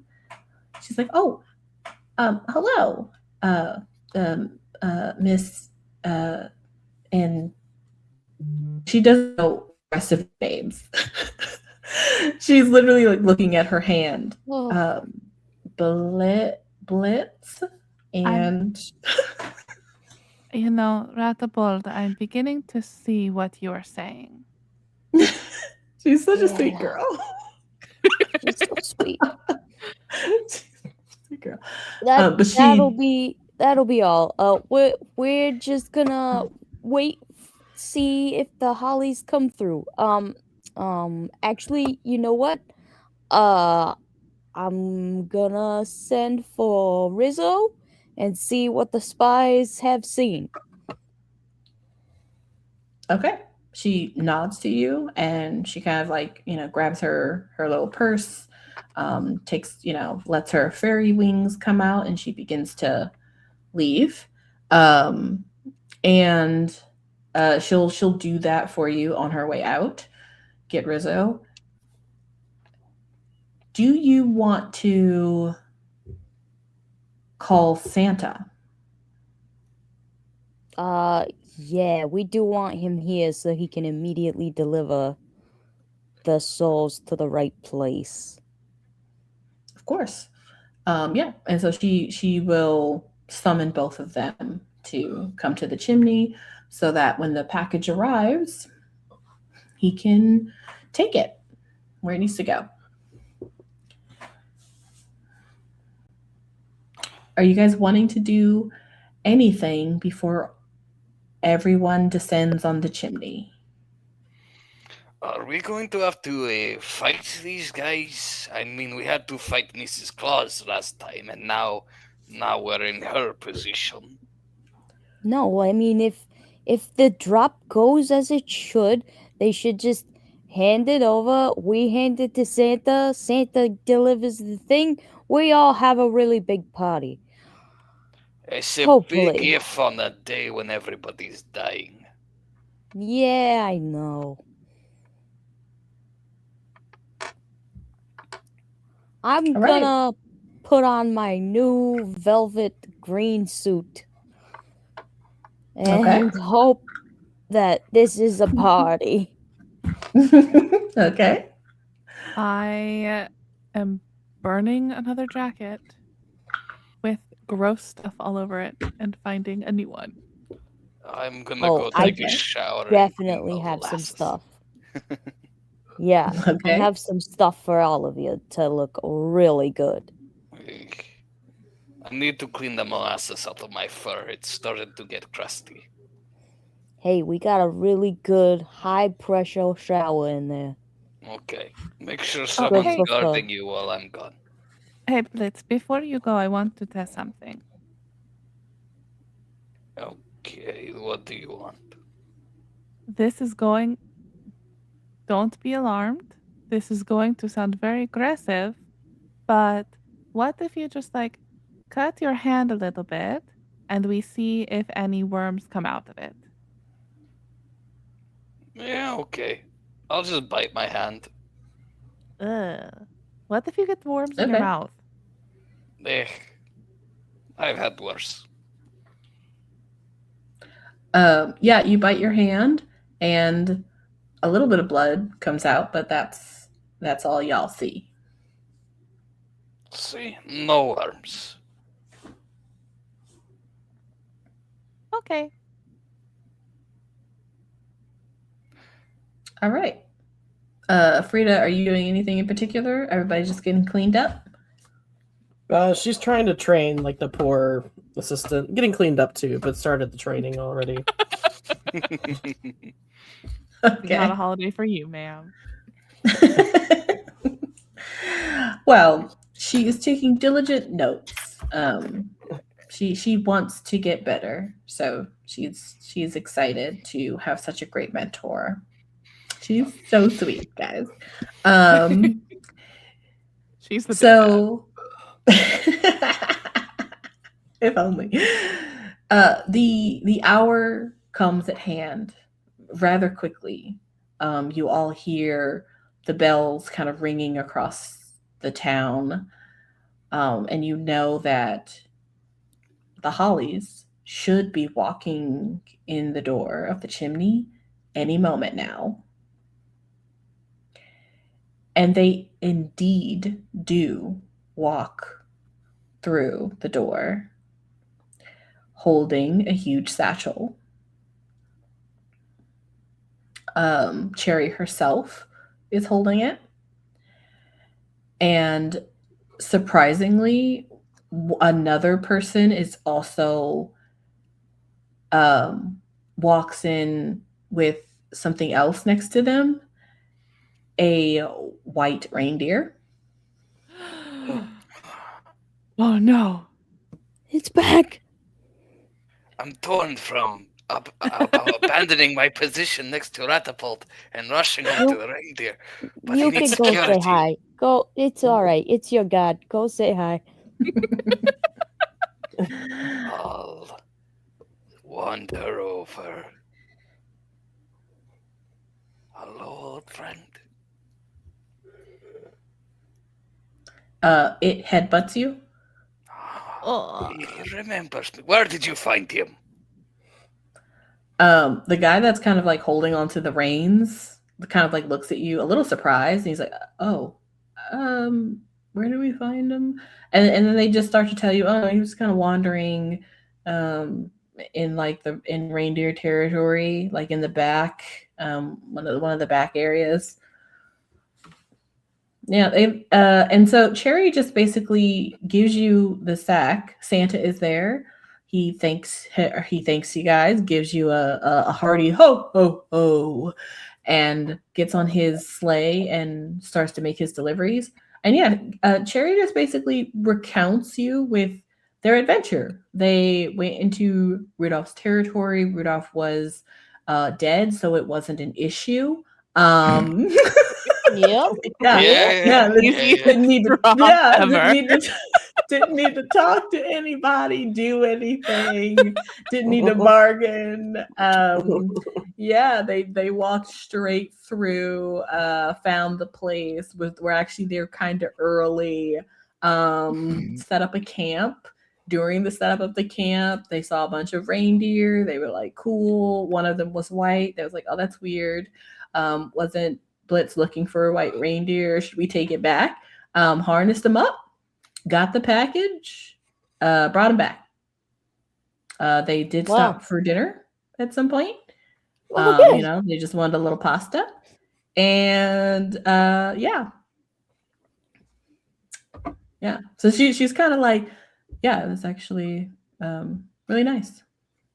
There's really no issues. Cool. So. Well, there's a bit of a power vacuum. Do you want Rudolph's territory? Oh my god. Her eyes go wide. She's like, oh, thank you. Yes. So, yeah. Okay. Great. Cool. Yeah, we were gonna I shake her hand. Great. Welcome to the club, kid. Her and her crew were just like freaking out. They're like, oh my gosh. We're really moving up so quickly. They're like, thank you so much. Oh my gosh. And they leave. And Ratapold, are you trying to get her killed? Oh, she'll figure it out. It feels like you're really like setting up enemies for yourself. Like they're going to come for your head sometime. We should have checked to see if they had anything to do with killing Rudolph. Like that would have been smart. We know who killed Rudolph. Like it wasn't them. It's fine. Like we needed. Like we can't just like take over more territory. The other factions would be like, oh, I see. You're just gonna take over everybody now, and then they'd come all together at me. So, just give it to the smaller factions. It'll be fine. Ratapold, you need to take a vacation. I really do. I'm so tired. And thus we come to the end of X Marks the Spot holiday horror holidays. And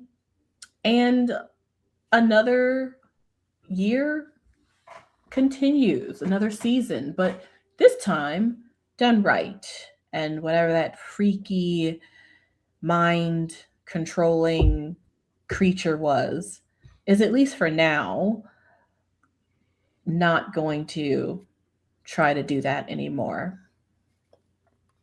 So, what happened to everybody? Where does your story continue or end in this world? Let's do a little epilogue. Let's start with Liv. Liv, what does it look like after you guys' very first season as, top dogs? I think Liv makes it her mission for as long as she can keep her attention span on it to get Ratapold to take a vacation. But in true Liv fashion, the vacations tend to be more about what she wants than what Ratapold might want. So it takes her a couple of tries to actually get him to relax. Love it. And when she's not with Ratapold, she's with her badass goth girlfriend. Roommate. Yeah, roommate. Perfect. Living the life of dark luxury that she deserves.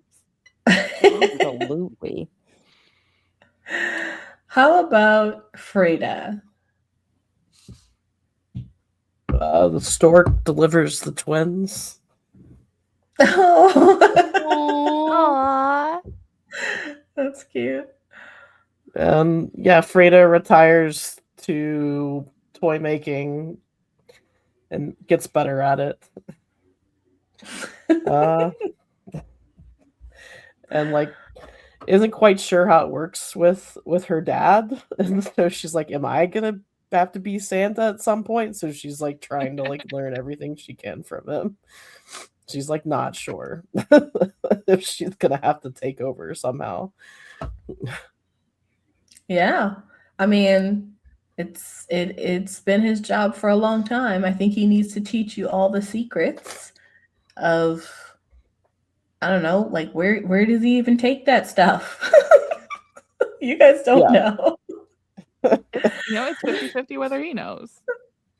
Yeah. With that D4. Yeah, Fredda now knows. Maybe he hasn't told you though. Love it. Blitz? I think after all the murders and whatnot, and with Fredda stepping down as security, Blitz will step in a little bit. He and the White Stag, they'll go and start recruiting some more people to fill up the deer stalkers. Eventually, we kind of just start this more like a security service for anyone across Chicago. Very nice. Okay. The security service of reindeer or No. The reindeer is more of our CEO. Gotcha. It's also really helpful for recruiting. Everybody loves to help the reindeer and protect the reindeer. And so it's good reindeer. Okay, makes sense.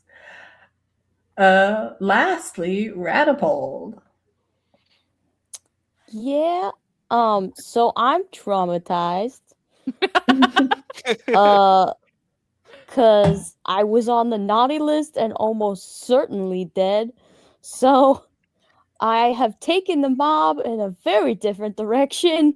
We do a lot of good charity work to offset all the bad stuff we do. We're fighting for women's rights while hustling booze. Amazing. That's great. Wow. Women have very good positions of power, as they have always in our gang. But we go out on the streets for them now. Love it. Wow. Really just a full 180 for the Red Syndicate. And at the end of the day, isn't that the miracle of Christmas, Yule, winter solstice? Thank you all for playing X Marks the Spot, our holiday Kids on Bike scenario. Once again, what a riot, as usual. And we hope to see everyone in the coming year for our other campaigns. So let's start at the top here. You can say who you've been playing these last two holiday specials and say goodbye to your holiday characters, and let us know who you are. Let's start with Liv and go down. I'm Static. I've been playing Liv Skullcat, who is the truest expression of my inner self. Happy holidays, everyone, and treat yourselves. You deserve it.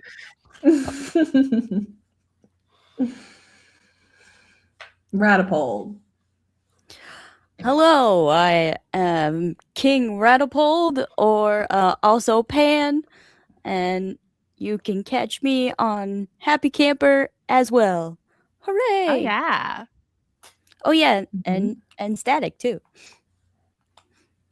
Sure. Blitz. Hello, I am not quite normal, and I've been playing Blitz. Been a lot of fun playing a meathead brawler. So, but look forward to playing other games and seeing you guys in the future. And Fredda. Yeah, Fredda, the frost giantess who loves doing inventory and now is maybe going to be Santa Claus. Yeah, I'm Lore. Yep, just Lore. And as always, I'm your Game Master, Tanya Lucia, and I shall see you next year in many more other games. Thank you all for watching or listening to the Agent Journey podcast. We'll see you guys next time. Bye. Bye. Bye.